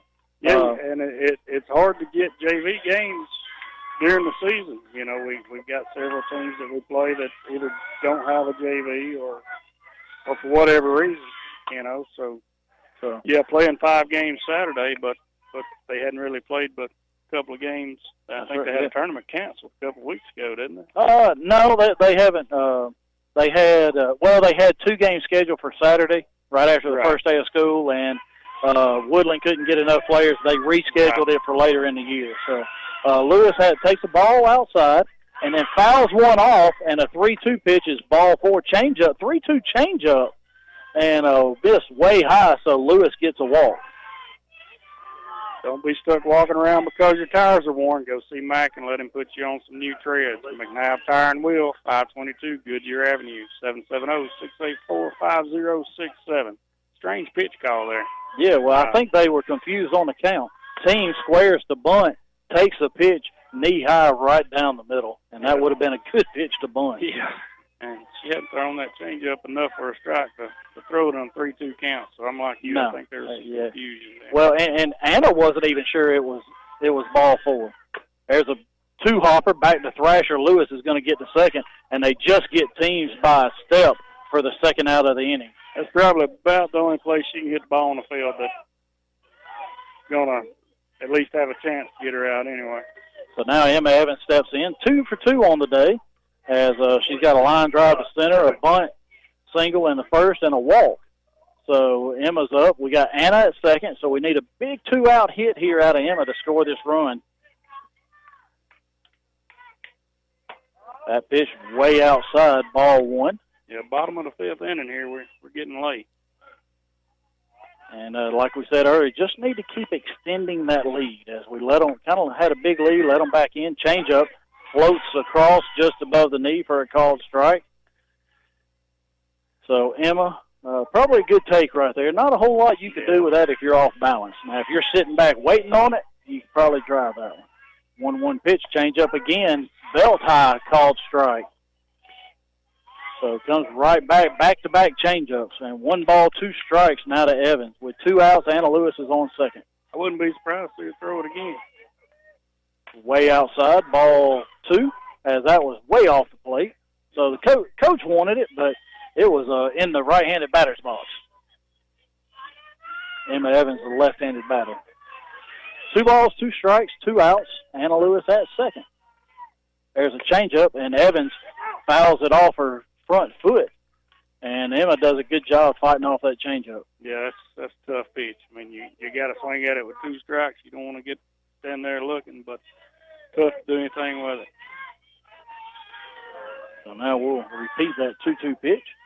There's a hard hit ball off the glove of the shortstop. Hits the umpire. Lewis rounds third, and she gets tagged out as the umpire stopped the ball. And Coach Luke waved Anna home. I'm not sure he saw it hit the umpire.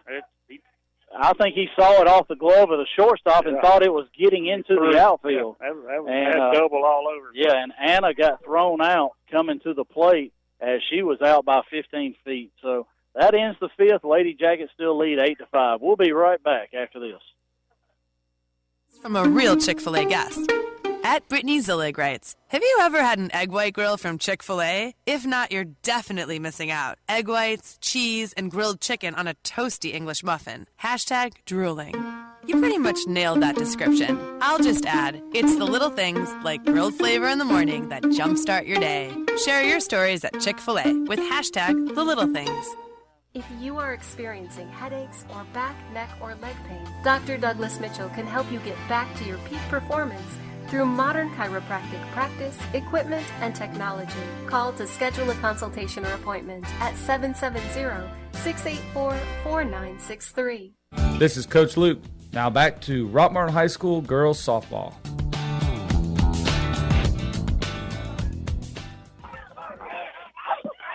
All right, we're back at Rockmart High School, and 2 ex-umpires here, as we were just talking about the umpire ball hitting the umpire there. As we kind of 2 ex-umpires. He was off to the wrong shoulder as it was with a runner at second. You want to shade more towards third, and he shouldn't have been playing behind the shortstop. If he's on the other side of the shortstop, that ball trickles into center field, and Anna scores easily.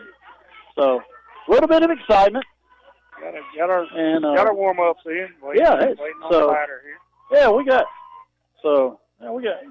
a little blood boiling over here in the dugout, as I think Coach Bennett of Chattooga taking issue with something, and so. Yeah, I think it's more of a fan issue. Yeah, I think it is, and I think Coach Luke kind of took exception with what Coach Bennett had to say. So maybe somebody will come and share the news with us. I can't go running down there. So Zorian, we love softball. There you go. So Zorian Hendricks, the state champion in the house, 2-time state champion in the house. So. But it looks like things are starting to settle down, and yeah. All right. So the umpire, he's going to make it all about him now. So he's already warned both of them once. This is the second, and this is the official warning now. So if you get anything out, somebody's going to get tossed. So now Chattooga's fired up. Rockmart's fired up. Gracie Arnold called strike right on the outside corner. We're in the top of the 6th inning. And this is why you need to come out to the Lady Jacket softball games. You never know what you're going to see. Yeah, we got it's become a rivalry. Yeah, that's part of the problem. You got Chattooga fans on the Rockmart side. Hard hit ball by Williams. Lewis unable to come up with it, and lead off error for Williams, and she's on base as Howard now steps in. But yeah, that's going to be part of the problem. Is you got Chattooga fans on our side, so you got sides over here for a reason. Yeah, not sure what he was doing over there, but. So now Emma Howard steps in as she's reached by error, singled to right, and struck out looking. So Williams is on, very speedy. She's the left fielder, and I think she's been on every time now. Yeah, we just need to get our minds back on the game here and get what's going on outside. And there's a foul ball right over the first base dugout into the Lady Indians dugout off the netting. So Robert's going to hate he missed all the excitement here. Well, still not sure what he missed, but it was obviously something. Yeah, I got no idea. I don't know. Hey, here comes Mac McNabb. He was probably in the middle of it. That next pitch is up and away, ball one. 1 ball, 1 strike. So Mac wasn't in the middle of it. Mac stays in the outfield. Yeah, he's probably just up here to grab a drink and a hot dog or something. So 1 ball, 1 strike. Nobody out. Runner at first. Next pitch, 1 hopper back to Arnold. And she started to go to first, turned and goes to second and throws it wide of Jones. She does get a glove on it and knocks it down, and that's going to be another error on the Lady Jackets. So she should have just gone ahead and got that sure out. Play. She was turned to go there, and I think Jones had already settled that she was going to first as well. So now runners first and second, nobody out. Top of the 6th inning, Lady Jackets lead 8-5. We need to. Coach Luke got a timeout right here. Going to try to settle things down a little bit, get their mind back on the game. Well, the biggest thing is, hey, you got a 3-run lead. You've got a sure out at first. You're playing. You've got to get 6 outs to win this game. We're playing and you almost hate to say it. This is the second region game of the year, but against Chattooga, you're almost. This is one of the most important games of the year. Oh, if you can get this win, you've got a 1-game lead going in, and you feel really comfortable about the next 7, really, until you get back to Chattooga. Chattooga or Dade. Dade, I think, is one that beat Chattooga last year, if I'm not mistaken, there late in the season. So next pitch is up and away, ball 1 to Elrod, the first baseman. As Elrod has been hit by 2 pitches, flied out to center. We need a big play right here. Take an infield fly right here. That pitch had a little oomph on it, but above the letters, ball 2. Yeah, Gracie just needs to settle down. She get back to what she was doing. Forget about that last play.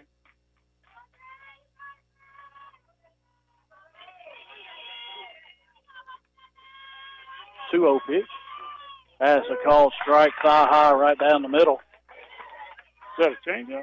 I think she just took a little bit off the fastball. 2-0, get me over fastball. Yeah, I was kind of blocked by the catcher. I couldn't see the pitch. So Gracie's come in, thrown 3 innings, only giving up 1 unearned run. There's a high fly ball. Lexi's going over to the fence and runs out of room as now it's 2-2. Lexi chased it about as far as she could go. Yeah, she tried to. If she could have, she would have run through the fence to go get it. As she was at the fence pretty quick. She was there. Yeah. So now 2 balls, 2 strikes, nobody out. Runners first and second for the Lady Indians. Top of the 6th inning. That 2-2 pitch. There's a outside pitch, line drive to left. And Sam comes up with it, bobbles it, and Williams holds up, and Sam's strong throw to the plate. And it's now bases loaded, nobody out. As that outside pitch, Elrod went out and just put it over the head of McNabb in the left field. Yeah, she reached up there and just just dumped it out there. I'm surprised that runner didn't turn. Sam bobbled that ball out there. Well, she didn't. I don't think her or the coach saw that. Yeah. So now Veach is up as she's reached on an error twice. Luke bringing the infield in for the play at the plate here. There's a fly ball over the third base fence. So infield's in, 8-5, nobody out. Top of the sixth inning. So getting down to crunch time as Chattooga's threatening once again.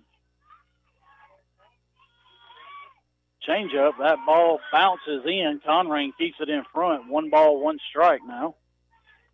Trying to explain to Sam's mom that Sam has on the wrong glove out there in left field. Not sure why she's playing with her middle infielder's glove, but well, she's been in the dugout several times. Yeah, we'll have that discussion later, I guess.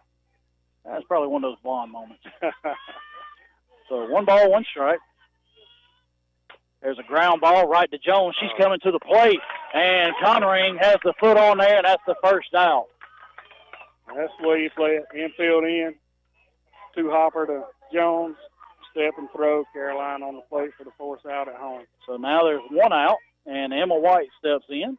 Still bases loaded as she's popped out to third, reached on an error, and lined out to short as Kinsey made a nice running catch behind Macy at third to end the inning. So now White comes up. Still bases loaded, 1 out. Lady Jackets still lead 8-5. Infield Good crowd here today. Feisty crowd. Yeah, boy, both sides, apparently. We're in the middle at 0-0. There's another ground ball to McNabb. She's coming to the plate, and that's 2 outs. Now we can back the infield up, regular depth, take the force anywhere. That's the way you play it. Bring them That's in, it. 2 hopper, bring it back home. So in another good play by McNabb, staying down, catching that ground ball, good strong throw to Conring at the plate. And now J.C. Martin steps in, bases loaded, 2 outs. And a good job by Arnold getting 2 ground balls. There's a called strike right on the outside corner, and Arnold ahead of Martin. So the freshman really doesn't seem fazed by this atmosphere. No, she's just settling in, throwing strikes, doing her job.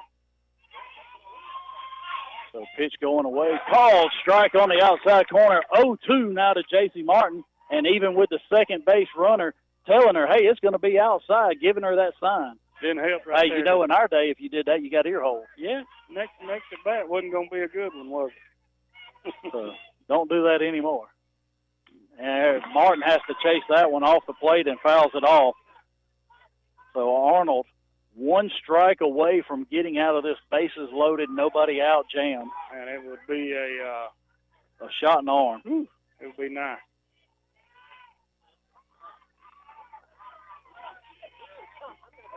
So 0-2 pitch now to Martin. We'll see what Caroline does. She's going way outside. And it's off the plate. Good pitch by Arnold of hitting her spot. As everything's been away so far, and we talked about it earlier, it's 1 ball, 2 strikes to Martin. And, we talked earlier, said don't be surprised if he comes inside. Yep, that's it, right here. So come back out. Going away again. And a swing and a miss by Martin, and the freshman Gracie Arnold pitches out of it, bases loaded, nobody out, jammed. And we're going to the bottom of the 6th. Lady Jackets lead 8-5.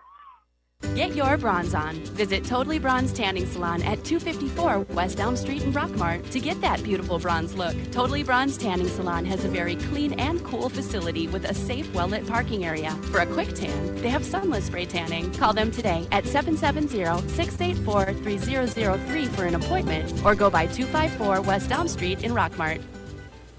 Lewis Motor Company in Rockmart carries a wide variety of quality vehicles with the inventory updated on a regular basis to provide you with the best selection. Let Lewis Motor Company put you in a vehicle with their guaranteed credit approval. Lewis Motor Company, 218 South Piedmont Avenue in Rockmart.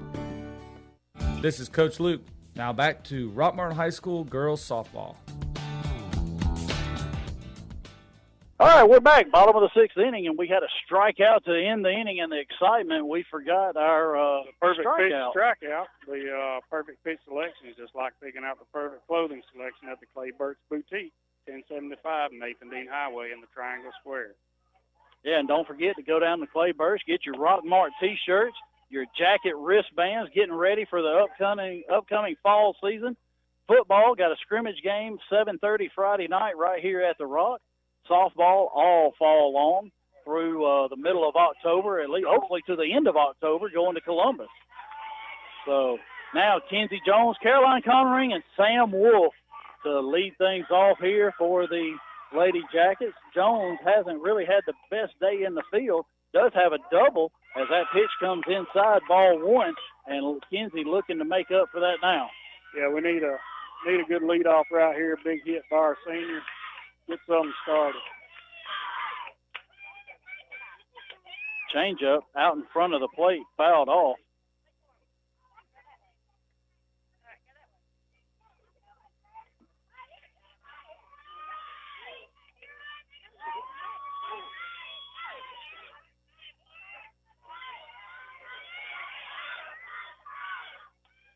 And Jones on an outside fastball fouls it off.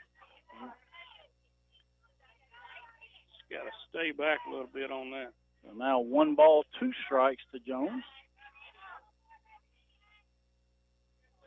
I've seen that change up so much, I think they're expecting it now.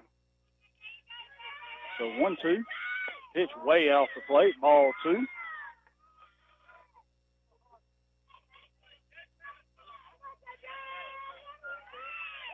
Two balls, 2 strikes to Kenzie Jones.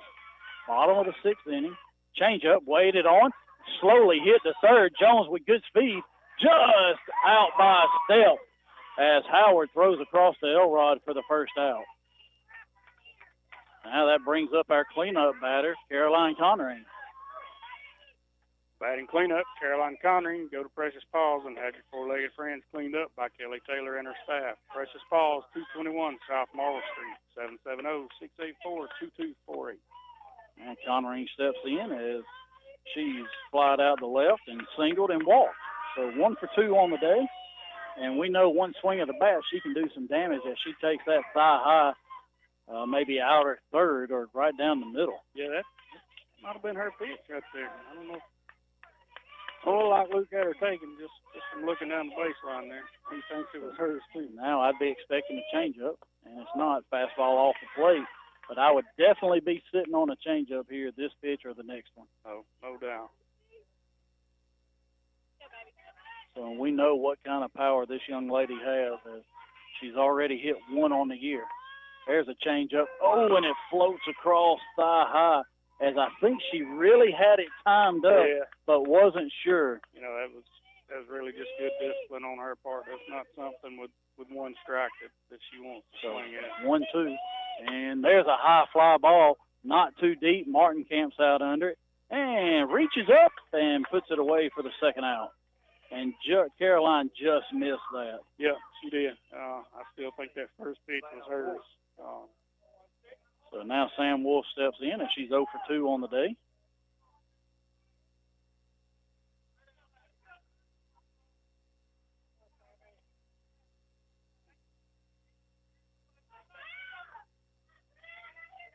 And Sam's first pitch changeup misses inside, ball 1.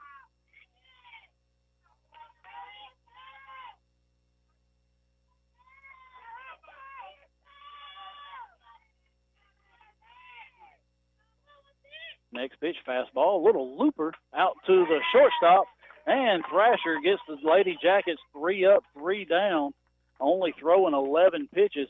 But we're going to the top of the 7th. Lady Jackets looking for 3 outs to get their second region victory. We'll be right back in 60 seconds.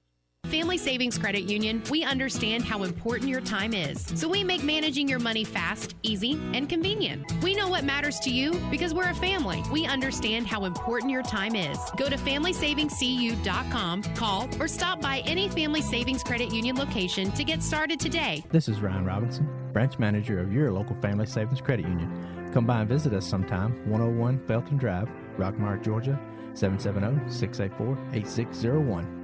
Equal Housing Opportunity member NCUA. NMLS number 800746.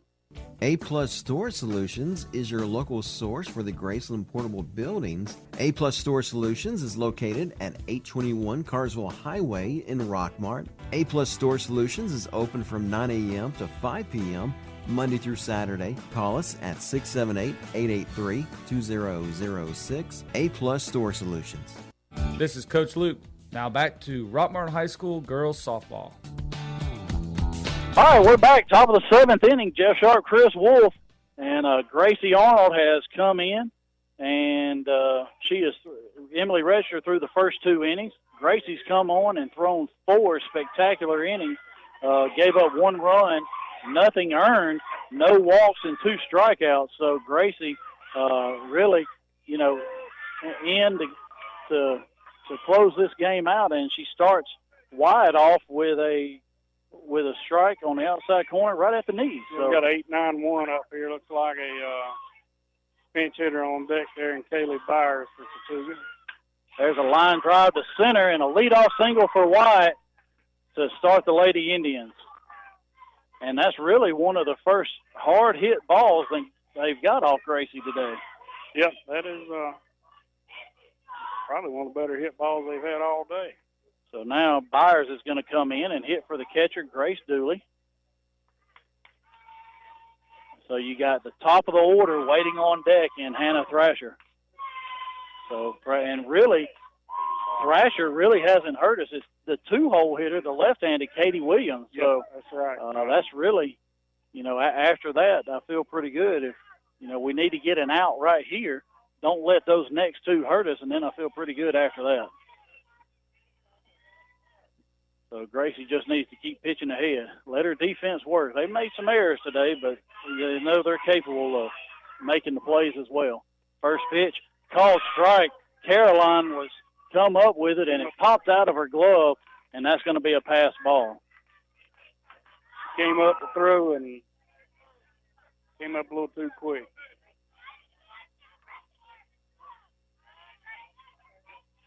He might look for a bunt here. Not sure. There's another strike right on the outside corner. So 0-2 very quickly to Byers. And Byers comes in and looks at 2 straight strikes. So now we'll see. Going to go way outside. And that's off the plate in the right-handed batter's box. Ball 1, 1 ball, 2 strikes. Now Wyatt is at second. That run really doesn't mean anything as the Lady Jackets are up 3. Yeah, we're still playing for outs. Playing for 3 outs right here. 1-2 pitch from Arnold. Going outside. There's a ground ball. 1 hopper right to Arnold. She stutter steps, lets Lexi get to the bag, and makes a good, strong throw, and there's the first out. Yeah, and that's what we're looking for. We're just playing for outs. That runner now on third doesn't mean a thing. Now Thrasher 0 for 4 on the day as she struck out swinging, flied out to right, and grounded out once to short and once to third. So leadoff batter for the Lady Indians, 0 for 4. First pitch way outside, ball 1 the whole time. Not really one, you're up 3, so even if she is a 2-run homer, you're still up. So. Yeah. I'm not sure what it is about the red and black and the black and gold, but it doesn't matter who is playing, whether it's Rockmart, Cedartown, Georgia Tech, or the Falcons and the Saints. There's always a rivalry going on between those 2 colors. And occasionally a little brouhaha. Occasionally. So next pitch bounces into Thrasher. It's 2-0 now. 1 out, runners at third. We definitely got 2 programs here that, everybody's proud of their programs, 2 good programs. 2 long-time coaches here, and Coach Luke and Coach Bennett. So, they both take pride in their teams. So next pitch is high, 3-0, and wouldn't even be surprised if Coach Luke's just trying to get her to chase and maybe even pitching around her a little bit. Next pitch is low inside, ball 4. So that's a walk to Thrasher. We got first and third, and so Thrasher's going to run for herself. This is top of the 7th. He trusts her more than he trusts any courtesy runner. So yeah. And now Katie Williams steps in as she's not been out yet. She's walked twice, singled to left, and reached on an error. So Williams. Been on every time. But we do have a force out at second, so we don't have to get to Speedy Williams, as she's a left-handed batter with pretty good speed. She takes that first pitch, knee-high, right down the middle for a called strike. Yeah, I thought the runner was going there, but she pulled back. Well, and this may even be a thing where Thrasher, decent speed, not real good, but we may try and throw her out if she does go. There's a ground ball right back to Arnold. She's going to give up the run and get the second out at first than she didn't do earlier in the game, and now we have 2 outs. Give up that run, get that huge second out. That was huge. Big play right there by the freshman. You know, she's got a lot of experience through travel ball, you know, up through middle school. Now here's a freshman starting. So now we've got 2 outs. Emma Howard is up. She's got 1 hit on the day. She struck out, singled to right, and reached twice up by error. So now the senior catcher is going to go out and talk to her freshman pitcher.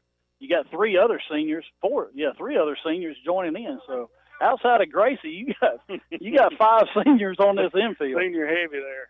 On the infield. You know, Robert and I have made mention he's got 7 seniors on this team. Carly's the only one out.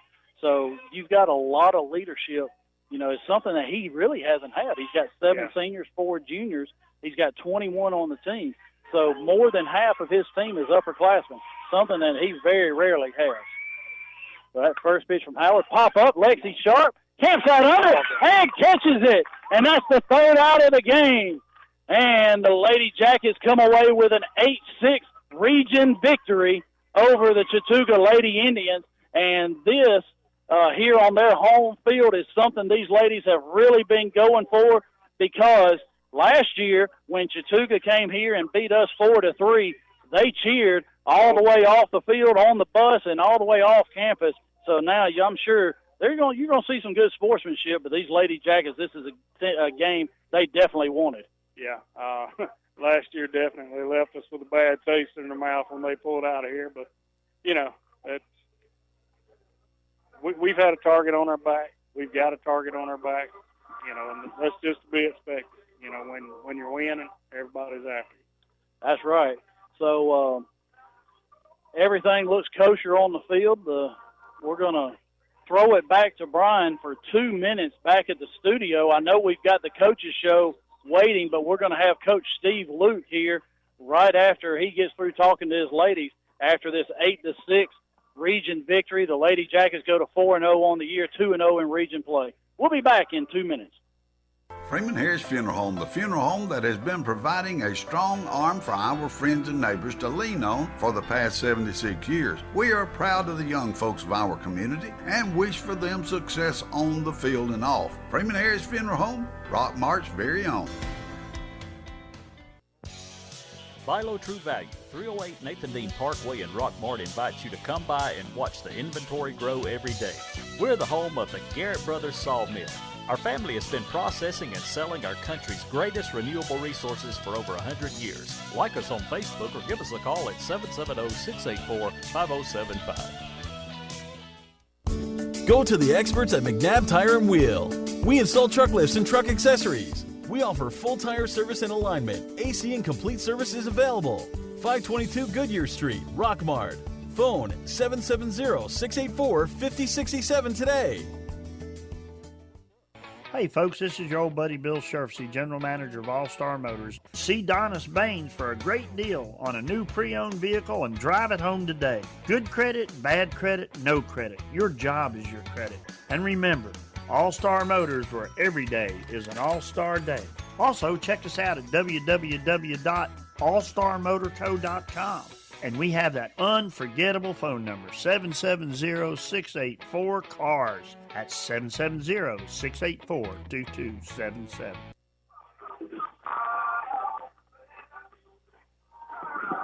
All right, we're back at Rockmart High School. Jeff Sharp, Chris Wolf today, as Robert took a little hiatus to go take it into a little volleyball. And Lady Jackets come away with an 8-6 victory over the Chattooga Lady Indians, as they jumped out to a 5-0 lead and then a 7-1 lead. And Emily only lasted 2 innings, and Gracie Arnold came in for 5 innings and really only gave up 2 runs, 1 earned. but the freshmen came in and really did the job for the Lady Jackets and Coach Steve Lou. Yeah, no doubt. We came out hot, hitting the ball first inning, and kind of cooled off there. And, you know, like you said, Gracie came in tough spots, several tough spots, and came out big and showed out big. And, you know, that's what it's all about. It's a concerted effort between everybody. And, you know, like we said earlier, win is a win is a win. That's right, and that's all you want is that win. And the Lady Jackets get it today. It's not pretty.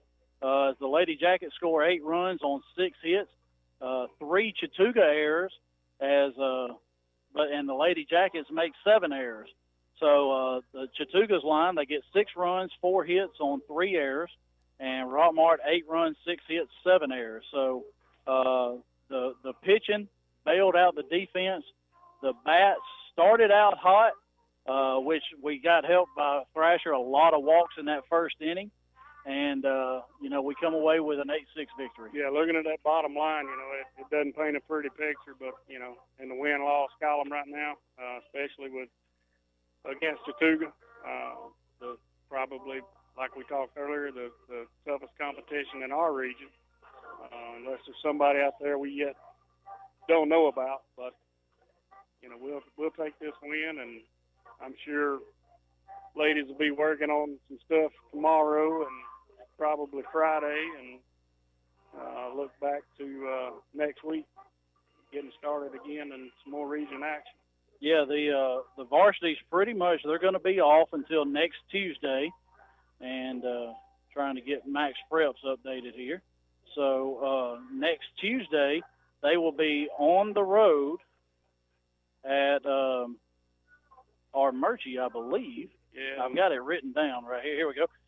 Tuesday at Model at 4:30, and then Thursday right back here 5 o'clock for Armurchie. So 2 more region games, and then the 24th they've got 2 other teams coming in as Adairsville and Villa Rica come in, or Haralson County, excuse me. Adairsville and Haralson County come in for a little 3-team round robin, and you know, if you can get out to Villa Rica this weekend, you know, you got some free time. Take in that JV game. That JV tournament down there at Gold Dust Park in Villa Rica. So Coach Luke is still talking to his team, and we're waiting on him to kind of start the coaches show, as we're going to talk with him and then go to Knuckleheads for Coach Biff Parson, Mark Lumpkin, Mark Garrett, David Williams, all the crew down there. As he's still talking Chattooga, they're getting their stuff together and leaving a little bit differently than they did here last year. Not quite as noisy as it was last year. Not hard. You know, not sure what all went on. You know, nobody ever wants to see anything.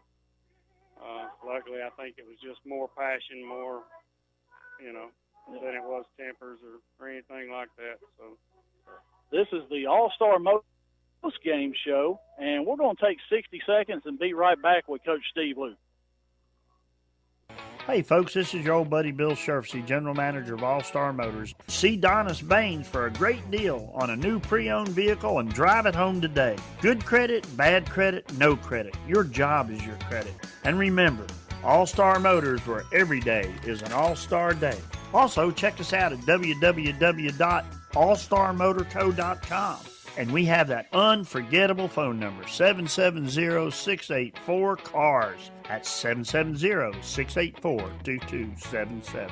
At Century Bank of Georgia's Rockmart office, you'll find the reassuring blend of responsive, personal service with a wide array of accounts, technologies, loans, and more. And you'll find each delivered by a bank professional whose goal is to exceed your expectations of what a bank can be.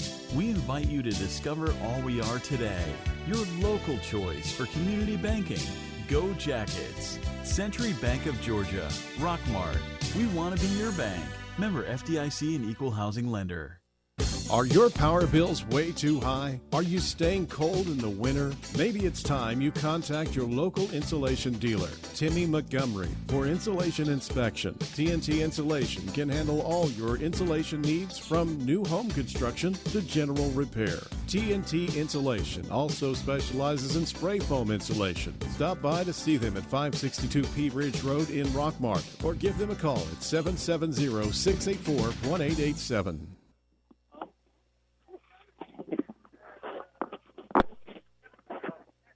All right, we're back for the All-Star Motors post-game show, and now we're joined by Coach Steve Luke. And Coach got you a nice little easy chair right there for after what we started out, thought it was going to be a little bit easier than what we expected, and made it a little bit closer than what it probably should have. Well, if you listened to the game and watched it, that was we turned that into a nail biter. But yeah, that was a stressful game.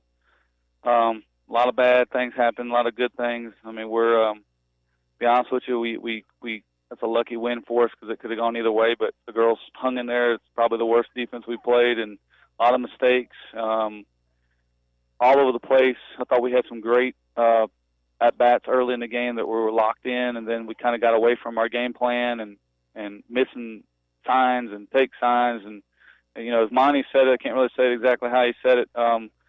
We're going to do some stupid stuff this year, but at the same time, we're going to be pretty good. So we've got to learn to clean those up, and that's the hard part. And, you know, going into the year, we've talked about this first week of region play. You come away with a 13-2. You come away with a 13-2 victory over Pepperell, and this was the game you've been looking forward to probably since they left this field last year. And you come away with an 8-6 win. You're 2-0 in region play. More importantly, you've got a game lead on Chattooga, who everybody in the region thinks is going to come down to these two teams. And getting that first win over them is huge. Yeah, that was the most important game of the year right there for the region, and I knew it. And you see that one on the schedule, but you also see Pepperell on Tuesday, and it's kind of hard to prepare for both. What really worked out for us is both pitchers are very similar. So on Monday we were able to kind of gear up for what we were going to see. They both kind of cut the ball in. Thrasher kind of surprised me. She really didn't throw much in as much as she normally does, but she was throwing her changeup a lot, which to me, if we could have stayed back longer, we probably could have hit it a lot better. But she did throw it a lot more than she usually does. So obviously they know we can hit a fastball. But yeah, it's a huge win, puts us in a great position. The tiebreaker is so confusing. I don't even want to try to think of it right now. I mean, I think it's about runs allowed. So we allowed 6 and 2 to Pepperell, so that makes 8. So that means right now if we lose next time, we tie 8-8, and it's a coin flip or something crazy they like would that. actually be at 9. So they'd be at 9. Oh, they gave up a run. Yeah, they gave up a run, so they're at 9. That's the craziest thing to think about. You know what? In the words of Al Davis, just win, baby, and you ain't got to worry about it. So, but you come away, you got 6 hits, you get 5 walks. Uncharacteristically of Hannah Thrasher, very wild in the first inning. We put a 5 spot up early, come in and get a 2 spot. You're up 7-1. Got to be feeling pretty good there. And then Emily kind of struggled there. You kind of saw it in the first. She got out of it, struggled a little bit in the second, and then in the third really hit a wall. And, you can't say enough about the freshman, Gracie Arnold, coming in for 5 innings, only giving up 2 runs. She did an outstanding job. I mean, we actually warmed her up before the game, so I knew she was somewhat warm. Didn't think we'd have to go to pitcher in the 3rd inning, but, we had Sam getting ready. My mindset is I really did not want to use her, knowing that we haven't put her in any situation or even thrown her at practice, trying to get her hip ready. So obviously that's going to be an emphasis of focus on Monday, and, I know she'll throw a little bit this weekend, but we got to make sure we have all 3 arms. I mean, Carly's probably a week away. I know the trainer, so hopefully we'll get all of our arms back and we have more options, which, we'll just see what happens. But the good news is we're winning ugly. And, it's kind of like how I do things, if you know it. I mean, I tear them down and I'm hard on them in July. And I've been hard on them 1st of August, hard on them, and then the last 2 weeks I start to change where it's all about confidence, all about build-up, all about approach. And that's what I've done my whole career. So I don't know if they were confused by all the positivity after a mistake today. I'm not really sure, but you know, they're beating themselves up. I mean, right now, I know our seniors in the middle, they probably made less than 10 errors last year together, and they're beating themselves up in the middle, but that's uncharacteristic. And the good news is that we found a way to win on their behalf. They don't have to go home knowing that, hey, we made all the mistakes and it was on me. So yeah, that's and, good news. You know, something we talk about, very uncharacteristic, as you made 7 errors on the day, and a lot out of your middle infielders. And but, you know, there's some positives to take away from today. Gracie Arnold in the circle.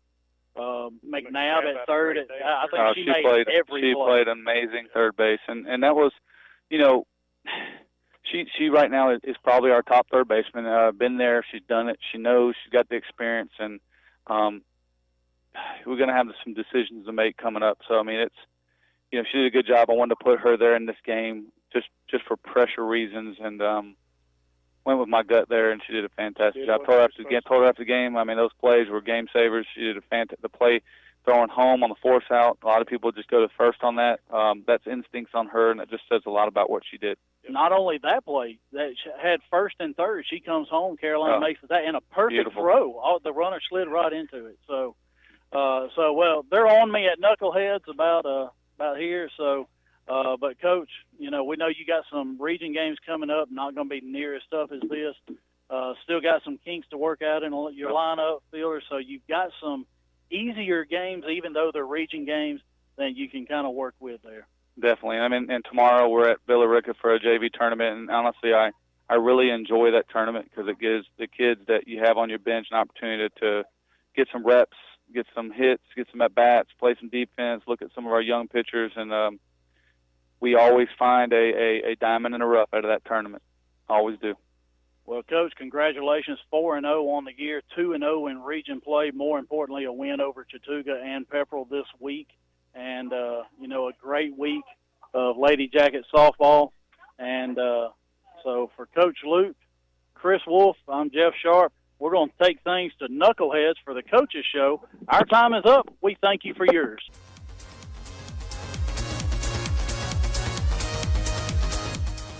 This is Coach Luke. Thank you for listening to Rockmart High School Girls Softball, and thank you to Steve Kinney Edward Jones, Making Sense of Investing member, SIPC, Fast Track Car Wash, Michael Tenney, with Main Street Realty, Dean Presley Flooring, for sponsoring today's game.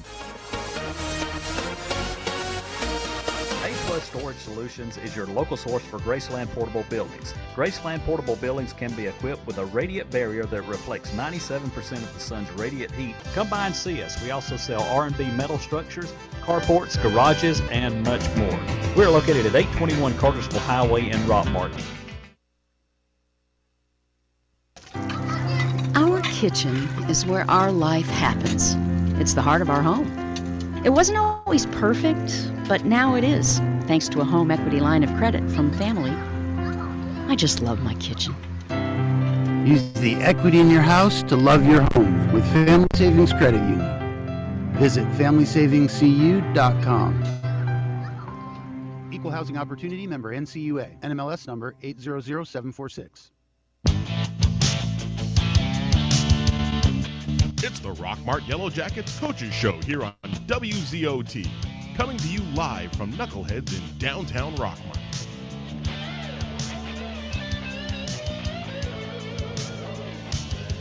All right, thanks for tuning in tonight. Hope you enjoyed the softball game. Glad the girls got a win there tonight.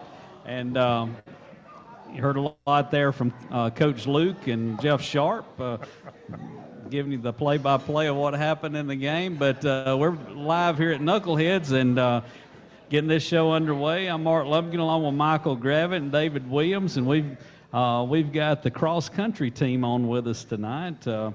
Coach Blaylock and Coach Bachtel, and guys, we're going to just let you kind of tell us a little bit about the team this year and where about.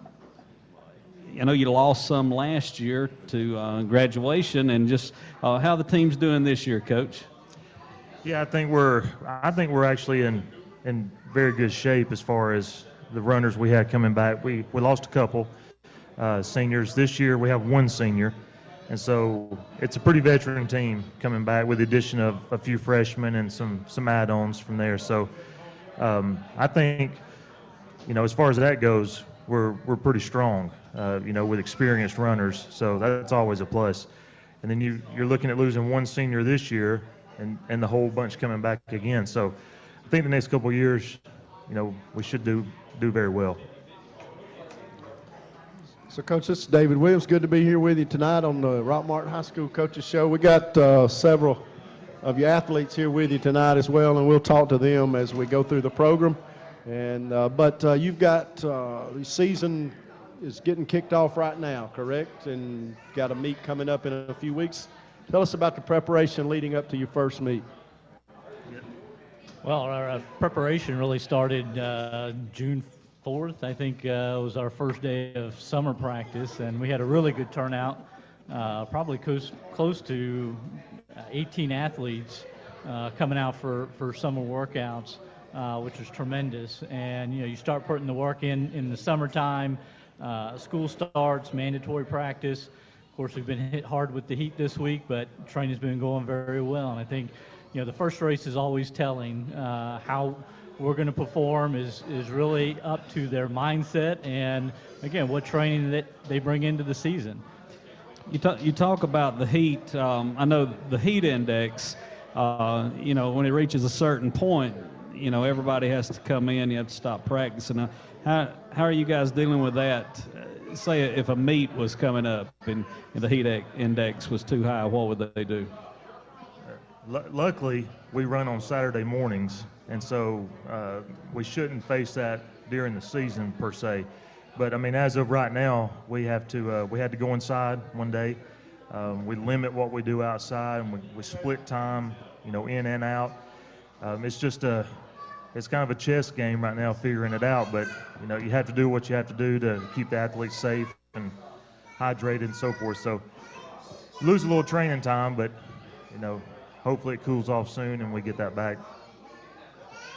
So we got here with us tonight, Mallory Bradfield is the lone senior on the cross-country team. Is that correct, Mallory? You got to talk right into that microphone. Yes, sir. All right. So have you ran cross-country all 4 years that you were in high school? Or?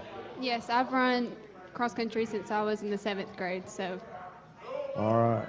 So Mark asked Coach about the heat, but is the heat an issue for you guys, or are you prepared for it? No, it's definitely an issue. Always. It's always an issue. All right. How does it feel being the only senior on the team? Well, when I started running, there were about 6 of us for the class of 2020, and just over the years, we've all kind of fell off. So I'm pretty proud to say that I made it this far, but yeah, it's pretty cool. It's pretty cool being the only senior on the team. Yep. It is an accomplishment. I mean, cross country, we all know it's running. It's just running, right? You go out there and run every day. And so it's not easy. So it's a testament to you to have stayed with it for 4 years. Who have you got here with you tonight? I got Miss Isley Pope. She's a sophomore this year, and we have Dalton, Sprayberry, and Armin. Isley, I think you were here with us last year. Is that correct? Yes, I was. So what's your expectations for the season? I think we're going to do really good, but I guess we'll just have to wait till our first meet. What about you personally? Looking to set a personal best this year? Possibly. Possibly. What is your personal best? Do you know? 22:18. Well, does the coach know the personal best for all the runners? I have it in front of me here. So. Oh, he's cheating. He's cheating down there. He's got it for all of them. And you run a 5K, correct? Yes. Right. But it's not on the road. It's cross country, right? That's right. It can be a lot of different terrains: grass, dirt, gravel. You might cross pavement occasionally, but yeah, it's mostly off-road. Coach, you got to meet. You're going to have in Rockmart, right? We do. This is the first time in probably 7 or 8 years that we're going to host a meet. So October 12th over at Nathan Dean Park. We're hoping to get about 12 teams signed up to come run, and so that's exciting for us because that's run in front of a home crowd, get some folks out there to help cheer them on, and this will be a first that hopefully continues year after year. You brought Armin Morin here with you tonight. Armin is the captain of the team, is that correct? Self-proclaimed captain, he told us? Yes. As the self-proclaimed, you got to speak up now, Armin. You can't talk quietly on the radio. As the self-proclaimed captain, what are your roles as one of the leaders on the cross-country team? I just cheer on the team and do all the things that a captain does. Which are? What are all those things that the self-proclaimed captain would do? Well, I tend to just let my co-captain do most of it, and I just follow the lead. So Dalton Sprayberry is also here with us tonight with the boys cross-country team. Dalton, as self-proclaimed, well, not self-proclaimed, but as Armin-proclaimed co-captain of the cross-country team, what's your? I asked Mallory Isley what her expectations were for the season. How about you? What are you looking to do this year? Well, I will say that my personal expectations this year will be to break at least like around an 18-minute pace for this because, well, from what I've heard, that if I could do that, then I could get the team to do it, and we can have a high chance of making state because that's what I want our team to do.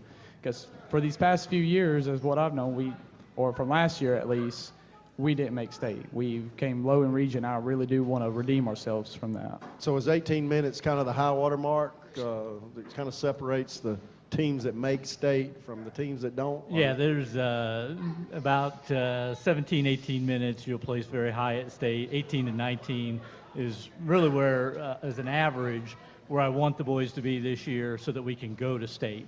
I think that's the goal, is to get there this year. The ladies, we have a different goal for them. They should win. They should win region. They have a 2-minute separation from Model, which is the next team in the region. So they should win this year. So what's kind of the average for that high water mark for the ladies? What's the average time that you're looking for them to run? I think 22 to 23 average, 22-minute, 23-minute average. Again, that gets them in a very good position, definitely in region, but also in state. And, you know, my hope is that we're back on the podium at state. And you won state, or you placed at state just a couple of years ago, is that right? Yeah, 2 years ago we finished third. Finished third. So, Mallory, you were a part of that team. Are you the only runner left who was a part of that team? I think I am, yes, sir. So that's a pretty big responsibility, leading the way, helping the runners who haven't been there before understand what it takes. Right, yeah. We push each other a lot out there in the afternoon, so it's not just me pushing them, they're going to push me too. All right, so we're going to take a quick commercial break, and we'll be right back to talk a little more cross country. Here's a real tweet from a real Chick-fil-A guest. Martella Sincere writes, I'm at Chick-fil-A having dinner, hashtag dinner tonight, hashtag dinner time, hashtag dinner is ready, hashtag chicken, hashtag Chick-fil-A, hashtag food, hashtag foodie Friday, hashtag foodie. Wow, thanks for the love, Mr. Sincere. It's the little things that make dinner special, like hashtags. Speaking of, tweet your stories at Chick-fil-A with hashtag the little things.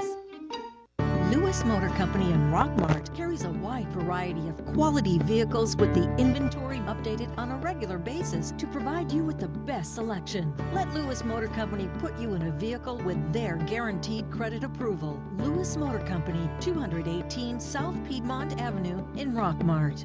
You can't risk being unprotected from unwanted pests. Are you aware that untreated wood is highly susceptible to termite damage?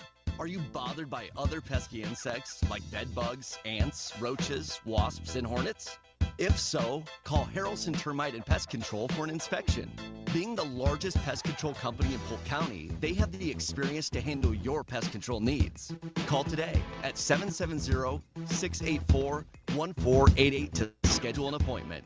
At Century Bank of Georgia's Rockmart office, you'll find the reassuring blend of responsive, personal service with a wide array of accounts, technologies, loans, and more. And you'll find each delivered by a bank professional whose goal is to exceed your expectations of what a bank can be. We invite you to discover all we are today. Your local choice for community banking. Go Jackets. Century Bank of Georgia, Rockmart. We want to be your bank. Member FDIC and Equal Housing Lender. The Silver Comet Furniture's 30,000 square foot warehouse is filling up with tons of new bedroom, living room, and dining room furniture. We offer great prices that are unmatched by national chains. We offer financing. No credit? No problem. Bad credit? No problem. For as low as $40 down, you can own your own furniture. Call them today at 678-685-4320 or go by and see them on Highway 278 in Rockmart.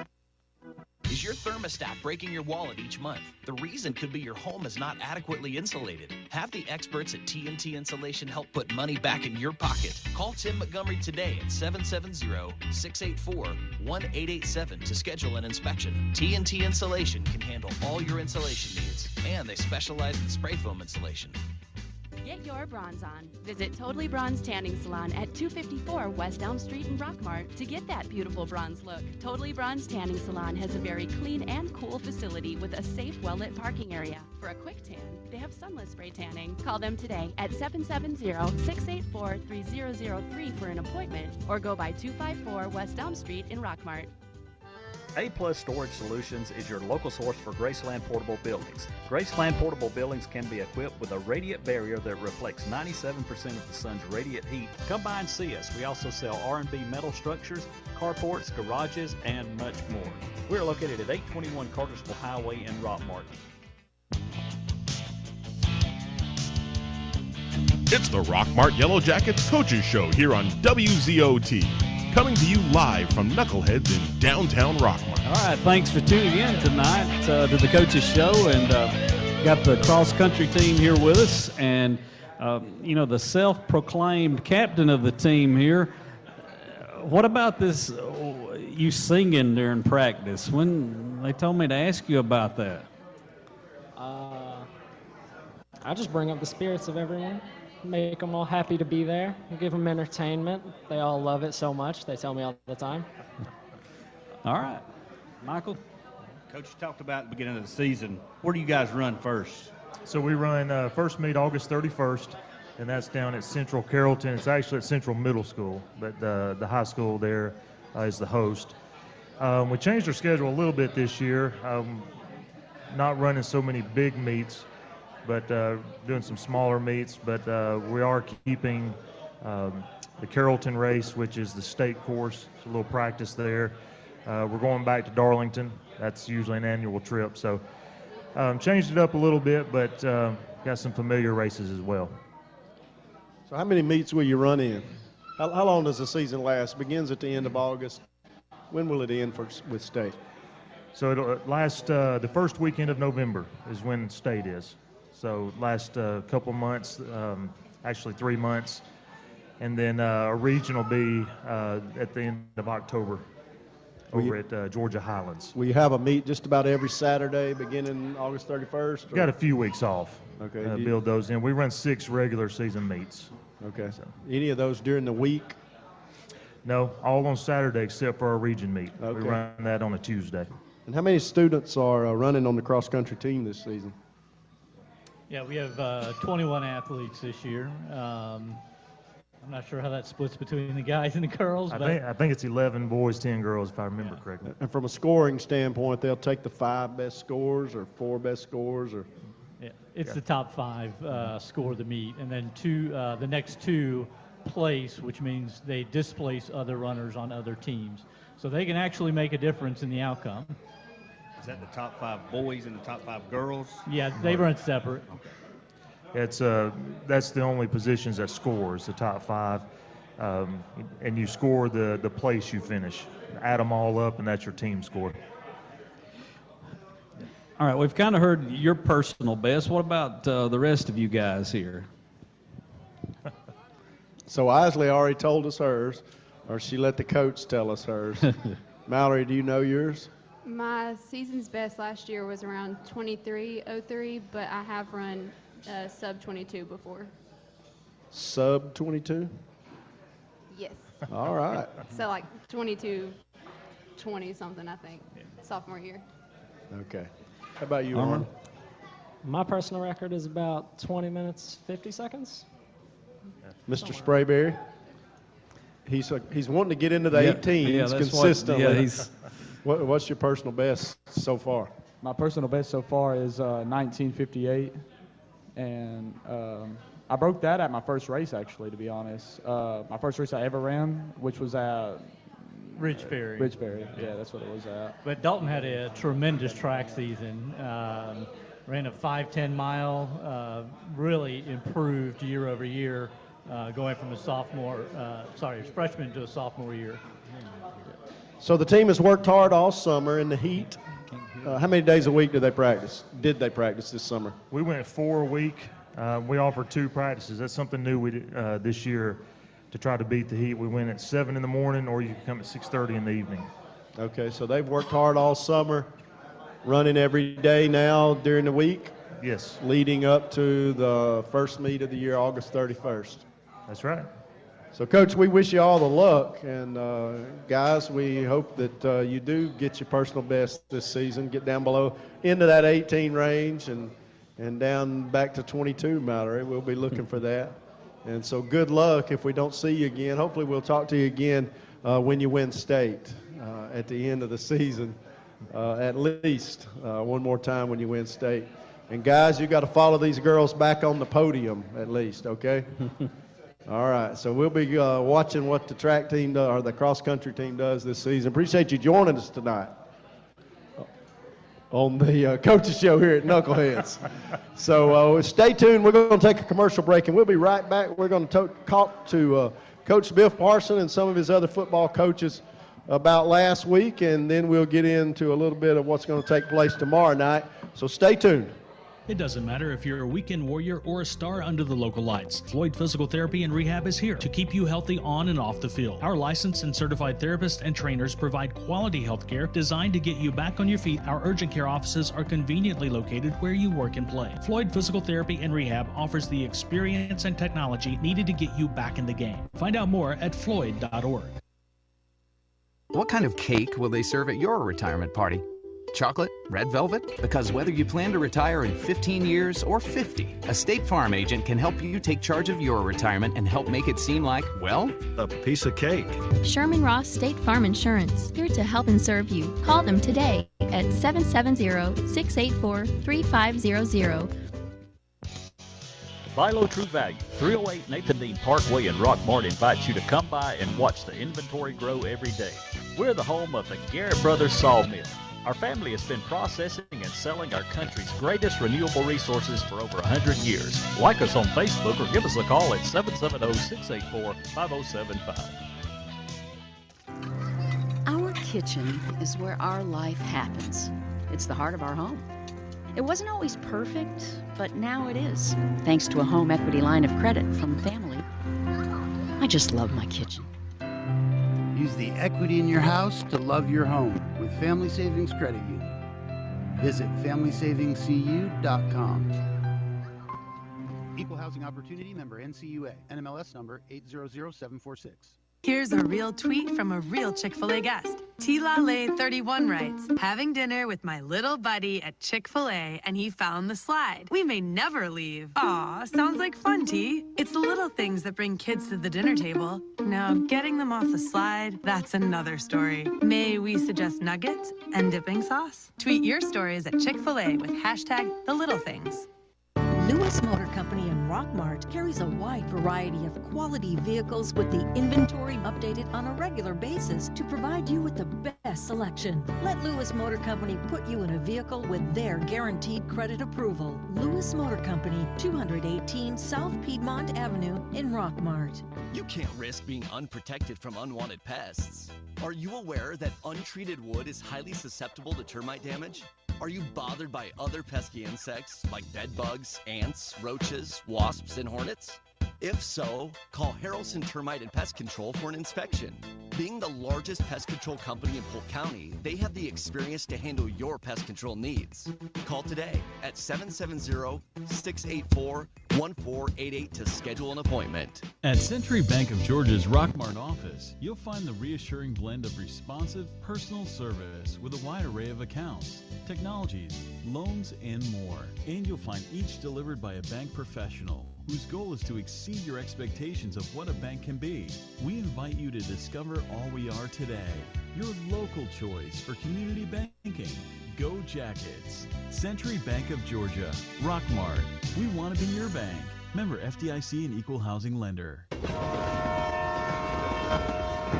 The Silver Comet Furniture's 30,000 square foot warehouse is filling up with tons of new bedroom, living room, and dining room furniture. We offer great prices that are unmatched by national chains. We offer financing.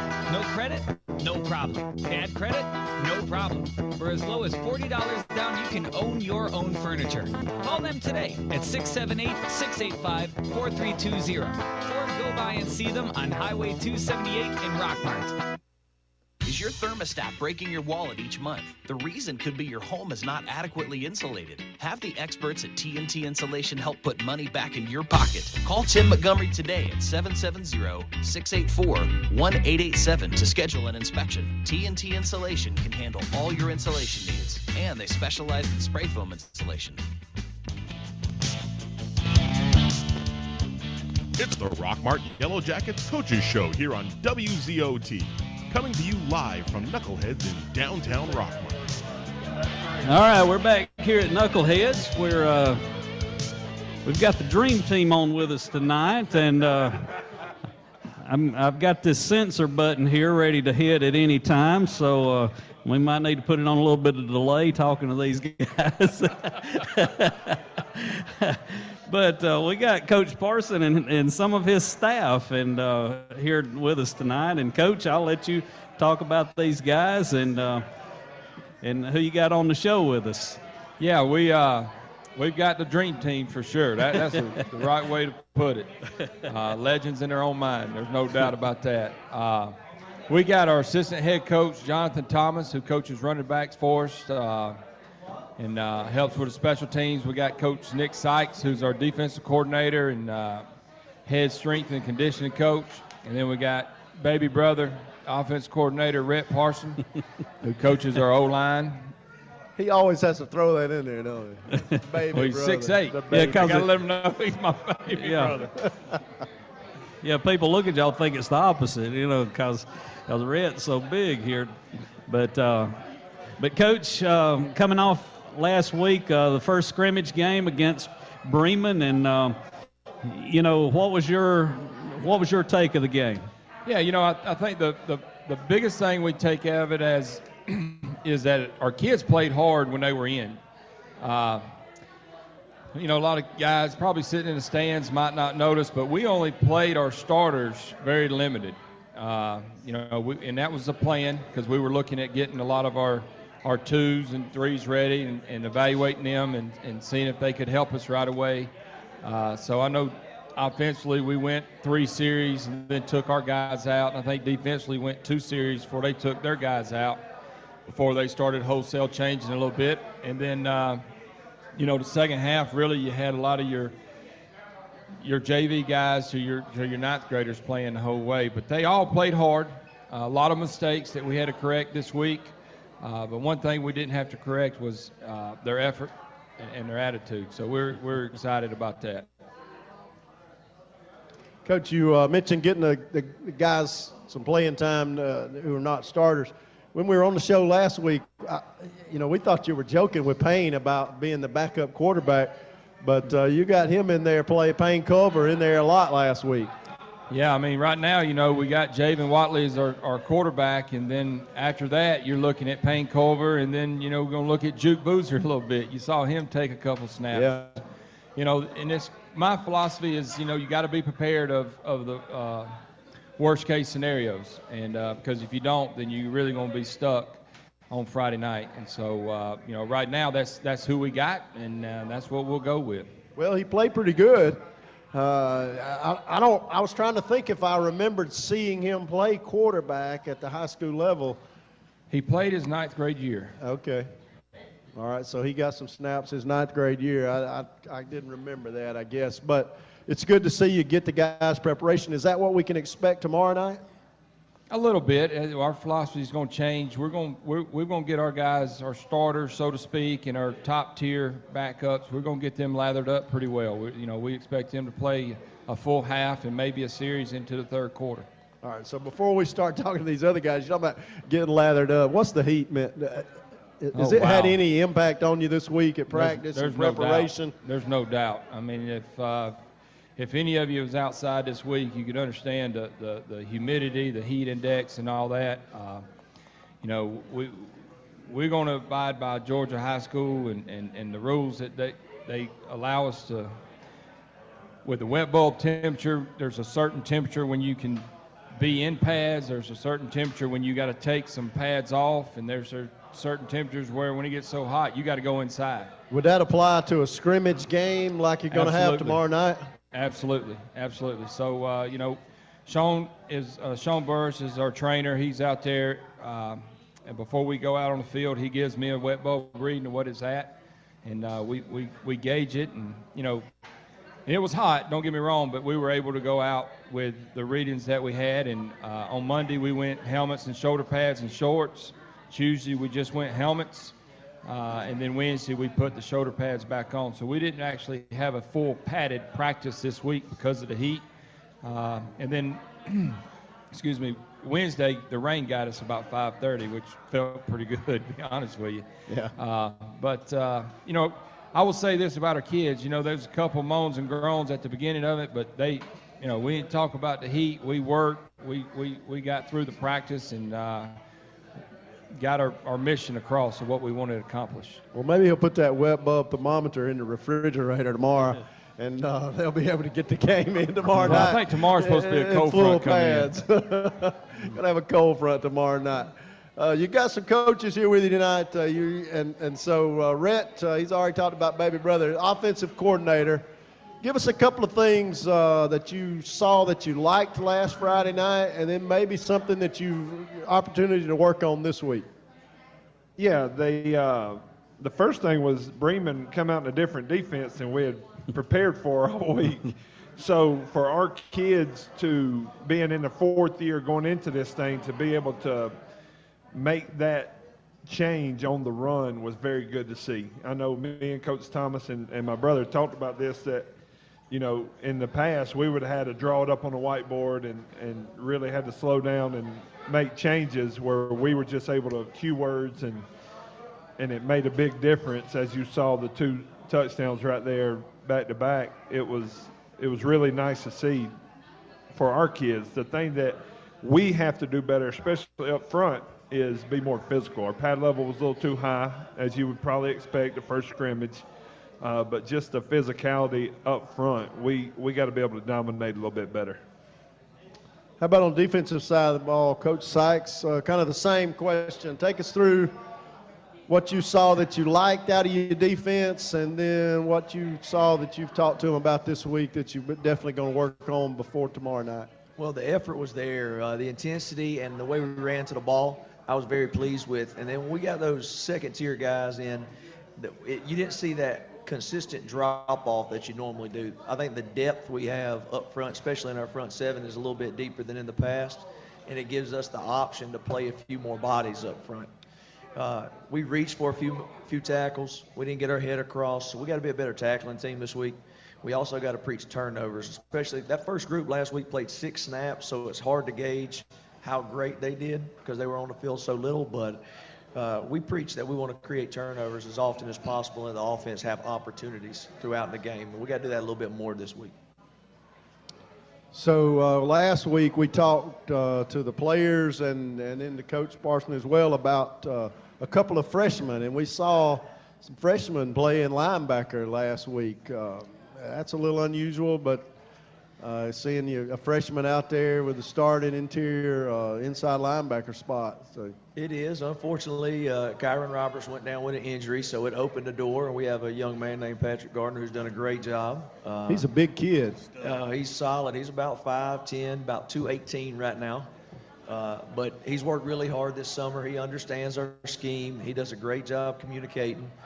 But he had an opportunity to step up and show what he could do, and he did an excellent job of playing within himself, not trying to be the man, but playing his role in our defense. And we preach to our kids, if you can just do your job, we'll have success as a unit. And he did a good job of that last week. Coach Thomas, we saw some of the same freshman performance at running back last Friday night as well. You coached running backs in addition to being assistant head coach. Talk to us about your running back group this season and what you expect out of them. You lost a lot of seniors that graduated last year, but talk to us about what you expect out of your running backs this season. Last year we lost some kids that brought a lot of speed to the table. With Marcus Smith, Z.J. Wadley, we're talking about kids that rushed for over 1,000 yards, and we had them on our team for 3 years. So we have to get these guys that are going to be playing this year in the mindset. We don't want you to be Marcus. We don't want you to be Z.J. We want you to do what you're supposed to do your assignment, and then the yardage will come at itself.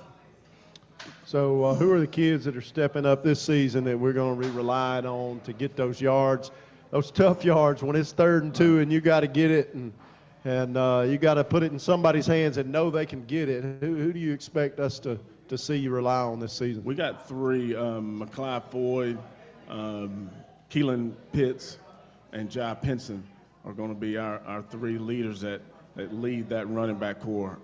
They're going to be playing both ways.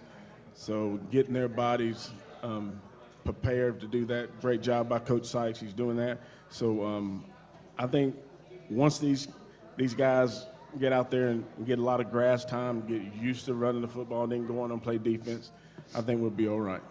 You also got Javen Watley, a quarterback, that can run the ball too. Do y'all give him the green light to make the decision to run the ball? Javen Watley will not have a green light until I give him a green light.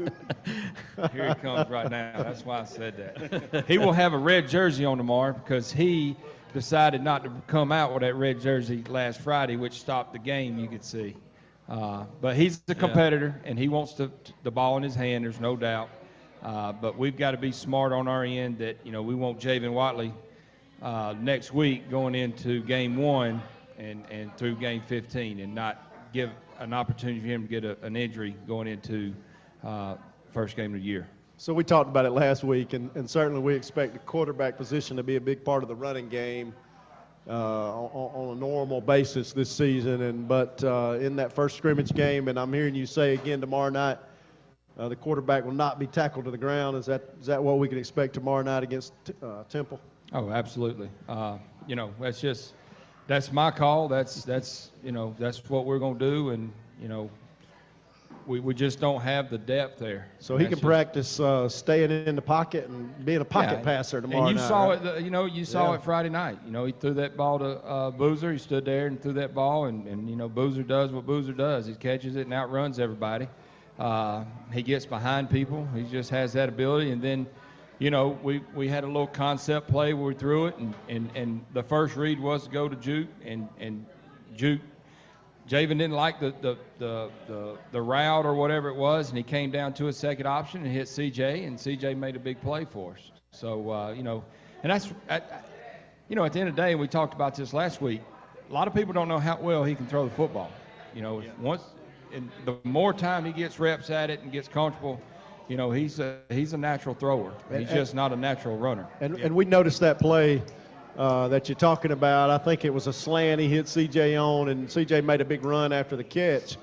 But that's good to see in the first preseason game, him check down to that receiver and be willing to throw that intermediate pass across the middle.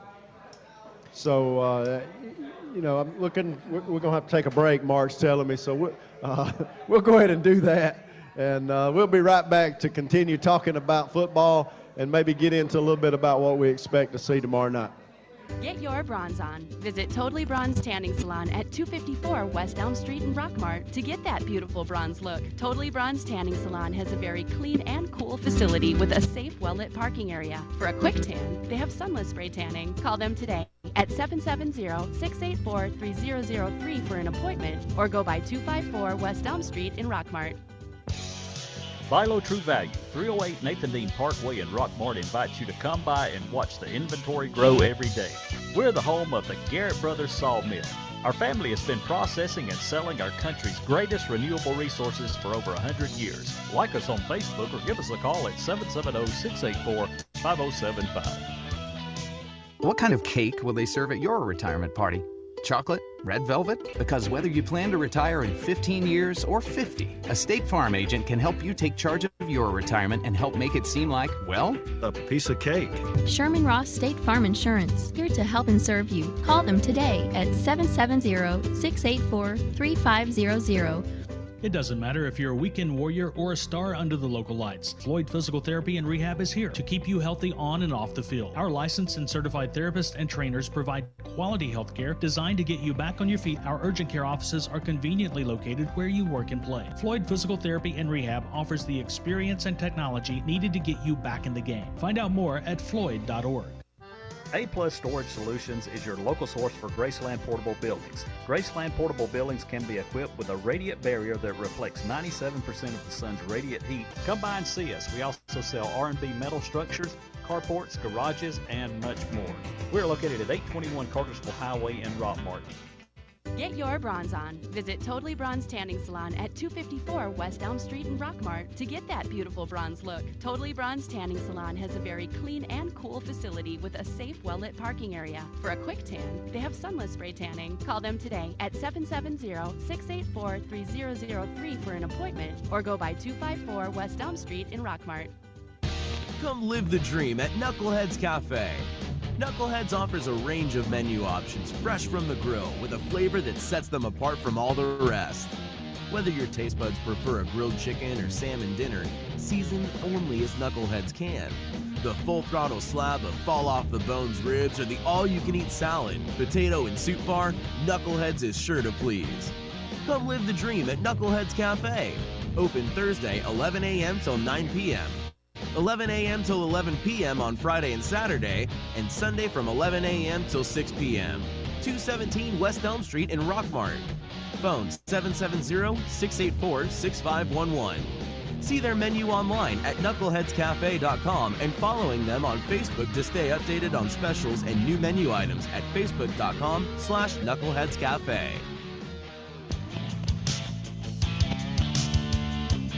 It's the Rockmart Yellow Jackets Coaches Show here on WZOT.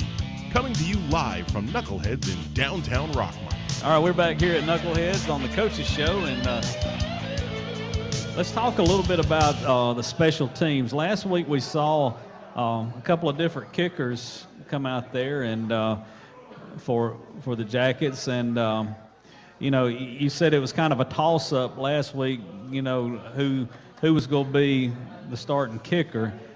Are you guys getting any clearer on who's going to be the kicker for the team this year? No. You know he ain't going to announce that tonight, Mark. No, come on. Well, you got to ask him. They're still battling. You know, we actually added one this week. That's what I heard. We got the Italian stallion, Lorenzo. He's from Italy. So I forget his name a lot, and I just call him the Italian stallion. Get up here and kick. So first year ever playing football. First time ever kicking a football, and kicking it off the ground like an extra point he's not bad. He's not bad. I think with you know, some practice time and some weeks and getting comfortable with this new environment and understanding what a helmet feels like and shoulder pads and stuff like that, you know, you never know. Yeah. You know, he's obviously a naturally born kicker, playing soccer all his life over in Italy, and from what we've heard, he's an extremely good soccer player. So naturally, he can kick a football or kick a ball, and so we're just trying to teach him how to kick the American football. And on kickoffs in the scrimmage games, if people don't know, you know, you're basically getting a free kick on kickoffs and punts. How's the team as far as, you know, I know last year that was some areas we struggled in a little bit on special teams on kickoffs and punts, but as far as this year go, what we going to see out of the special teams in that sense, Coach? Well, I can tell you, kickoff-wise, we put in some different concepts that we had over the last 3 years to try to implement some of the strengths of our personnel. So we have some very talented young men, very fast and physical. So we've tried to implement a couple new strategies that won't be unleashed until next week. But it's basically making our guys a little bit more excited and a little bit more engaged in that kickoff team. So it's going to present a different, unique look than we've seen, than we put on the field for the last 3 years. I can guarantee that. So, and kickoff return, we basically put our speed on the field. We want our bullets in the gun, so to speak. We've got a good scheme that we're trying to do, and anywhere they kick it, hopefully we got the kid that take it to the house on the field. That's good. Coach, we kind of joked around. You're about to say something? Well, I was going to talk about our punt. Right now Cooper Wise is I can tell you he's our punter right now. And he's a lot better this year with a year under his belt kicking the ball. We still got some guys because we've had to replace some on the punt team because the biggest thing in the game of momentum changer is a block punt. I mean that would just take the air out of your sails. And so we're still working on our protection and stuff like that. But we're also in the fact of it's not a surprise of what we did last year towards the end of the year where we would have Dylan just kick the ball.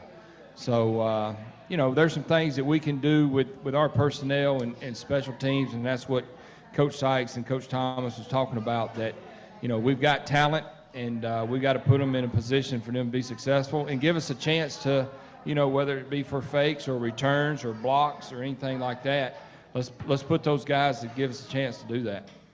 So tomorrow night, Temple's coming to Rockmart. The game starts at 7:30.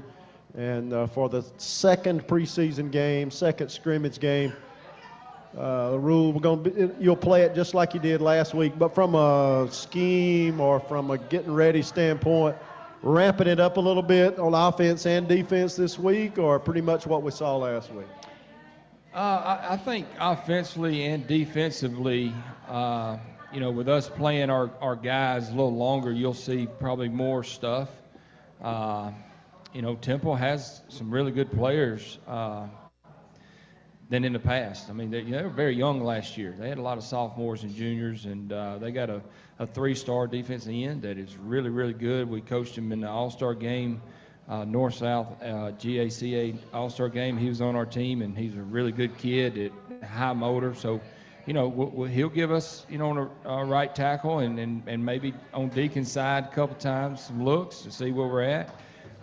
They got some athletes. They're flying to the ball. They're doing something totally different on defense than they've done in the past, and they've changed their identity a little bit on offense. So, we're at the end of the day, we're going to play for Rockmart, and we're going to see what our kids can do. And it just happens that Temple's on the other side of football. We got to still evaluate our kids and our personnel. Do we have the right people in place getting ready for next week against Cedartown? So you talk about Cedartown, and for those of you who don't know what the schedule is, the first regular season game next Friday night will be Cedartown. And so we'll be going over there this season to play Cedartown. So everybody get ready and go ahead and get prepared to get your tickets and fill up the visitor side. And maybe we can spill over into the hometown side and take Cedartown over there with Rockmart fans. So get prepared for that. But going into this second preseason game, is the focus more on Temple, or are you already looking ahead and preparing against Cedartown? The other Coach Marshall.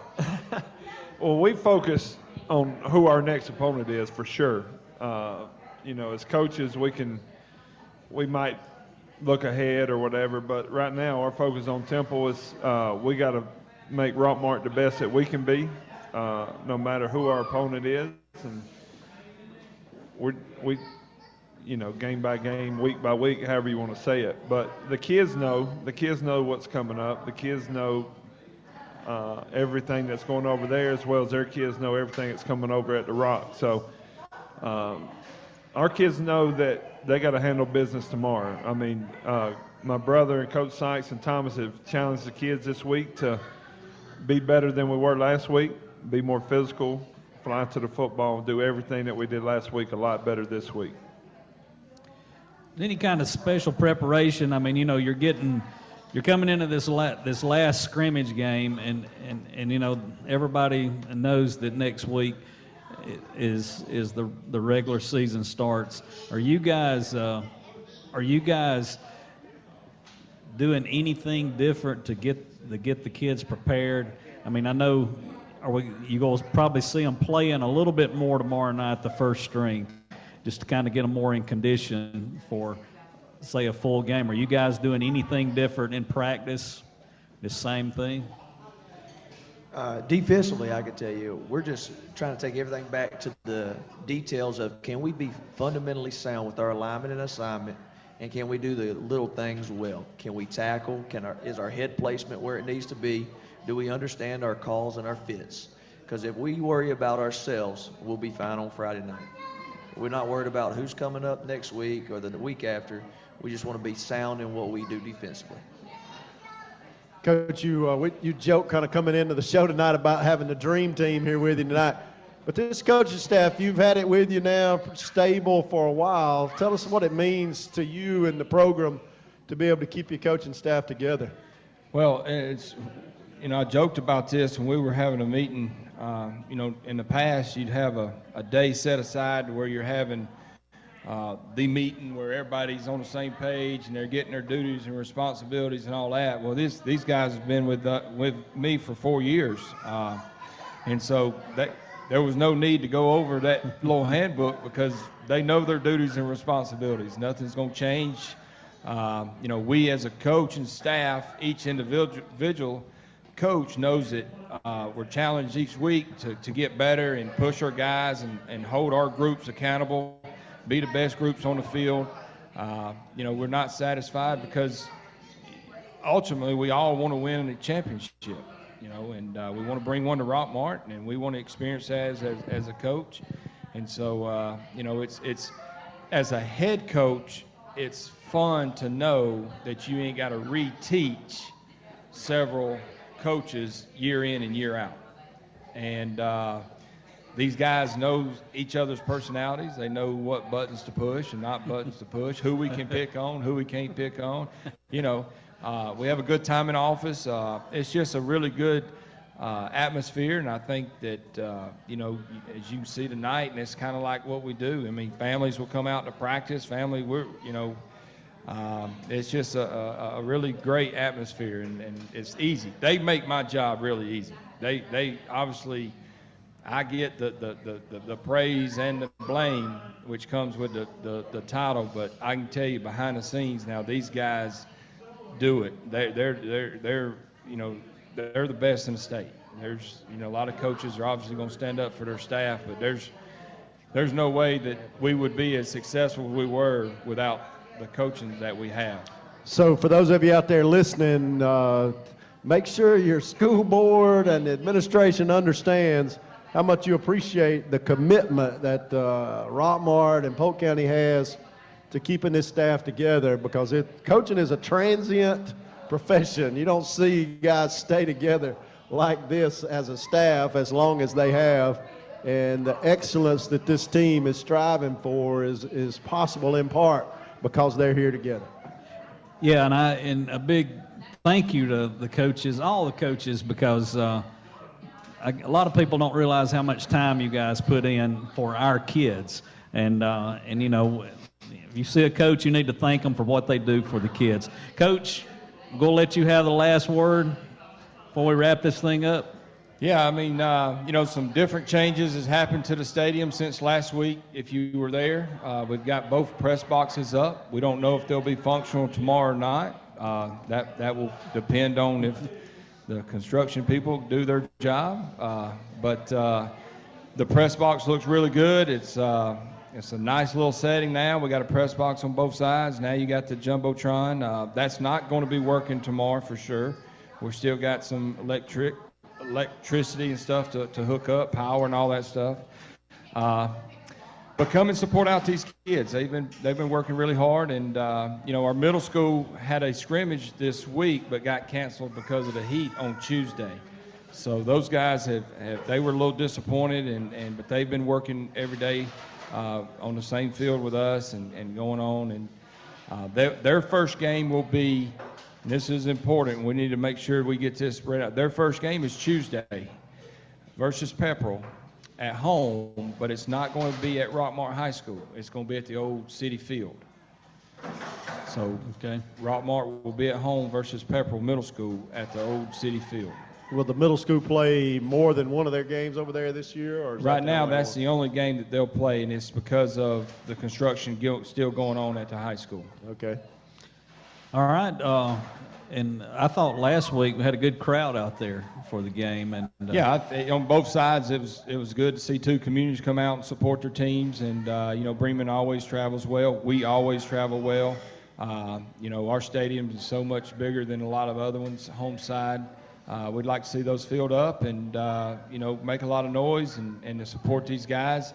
A couple of things that's going on the following week. They're having the beating of the Bulldog down in the city park. I don't know times. I think 7 o'clock. But I'm sure we're going to try to do a radio show down there as well. So it's going to be very similar to last year, but we want a bigger crowd. We want the community to come out and get excited for next week. So it's downtown. In the park. In the park. Yeah, that's next Thursday night, and we'll try to do a show from down there. Right across the street from where we are here at Knuckleheads. Yep. So come on out and come out tomorrow night, 7:30. If you can't be there, you can tune in to the WZOT, and we'll bring you all the action. But Coach, thanks for coming in. All the coaches, thanks for coming in. You guys got anything to say before we head out? Oh, come on. I'll say thank you to all the moms and dads that do a great job of getting their student athletes to practice. I know that's a tough job for them, but we appreciate you keeping them disciplined and getting them there on time and being supportive of your young men as they come in every day. Yeah, I know Coach Sykes has a second profession. He teaches yoga on the side. Yoga? Yeah, yoga. He runs yoga classes. He teaches 2 yoga classes at the high school. Oh, I didn't know he was a yoga instructor. If you need yoga, come about second period, which is around 9 o'clock. There'll be some Zen music playing in the weight room. Isn't Rhett doing a Zumba class? Yeah. Yeah. I think I'd rather do the yoga. I walked in one day, I think I woke him up. I'm going to hush. All right. Thanks for tuning in tonight to the Coaches Show, and we'll see you tomorrow night at The Rock at 7:30. You have been listening to the Rockmart Yellow Jackets Coaches Show. Tune in next week to WZOT as we come to you live from Knuckleheads in downtown Rockmart.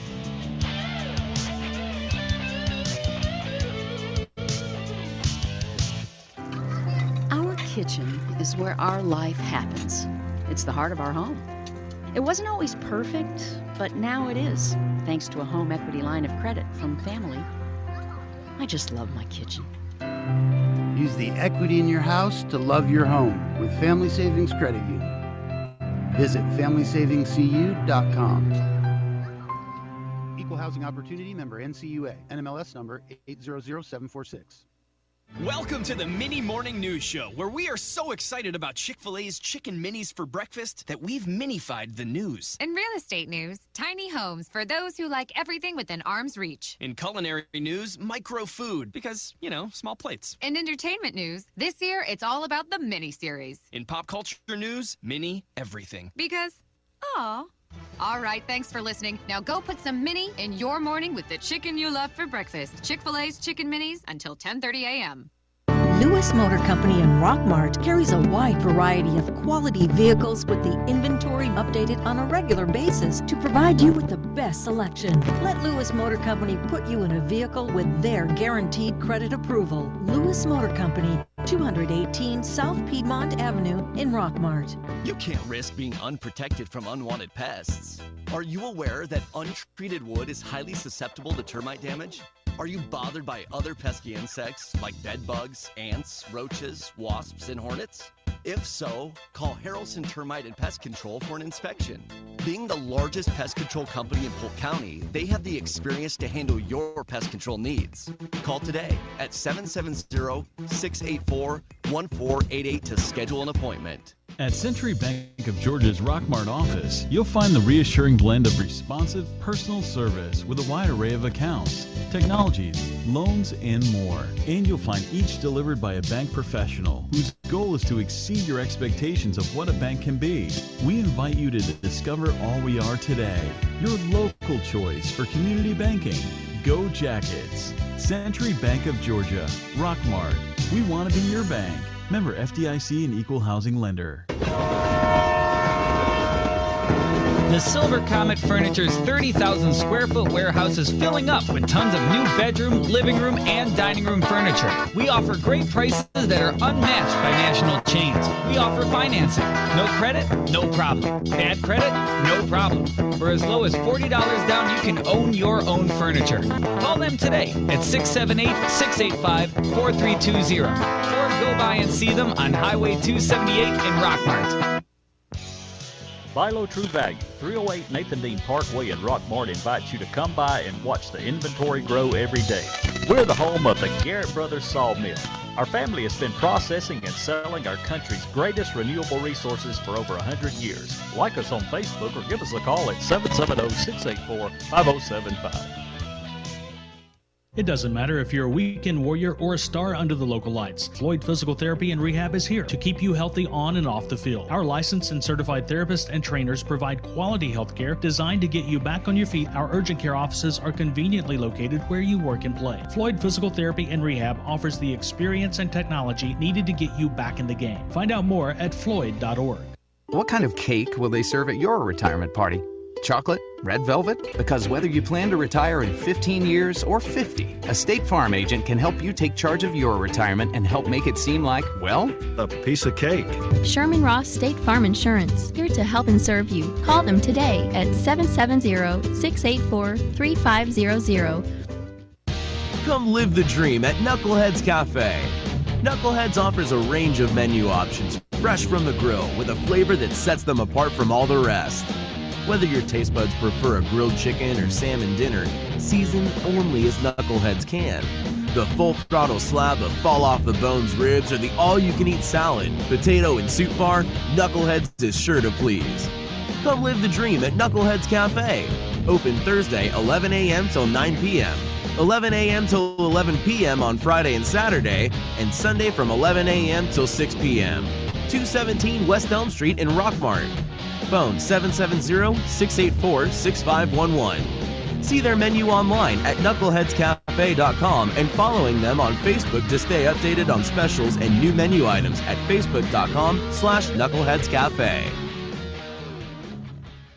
Silver Comet Furniture, your one-stop shop for all your furniture and bedding needs. We carry brands such as Ashley, Catnapper, Liberty, and Jameson Mattress Company.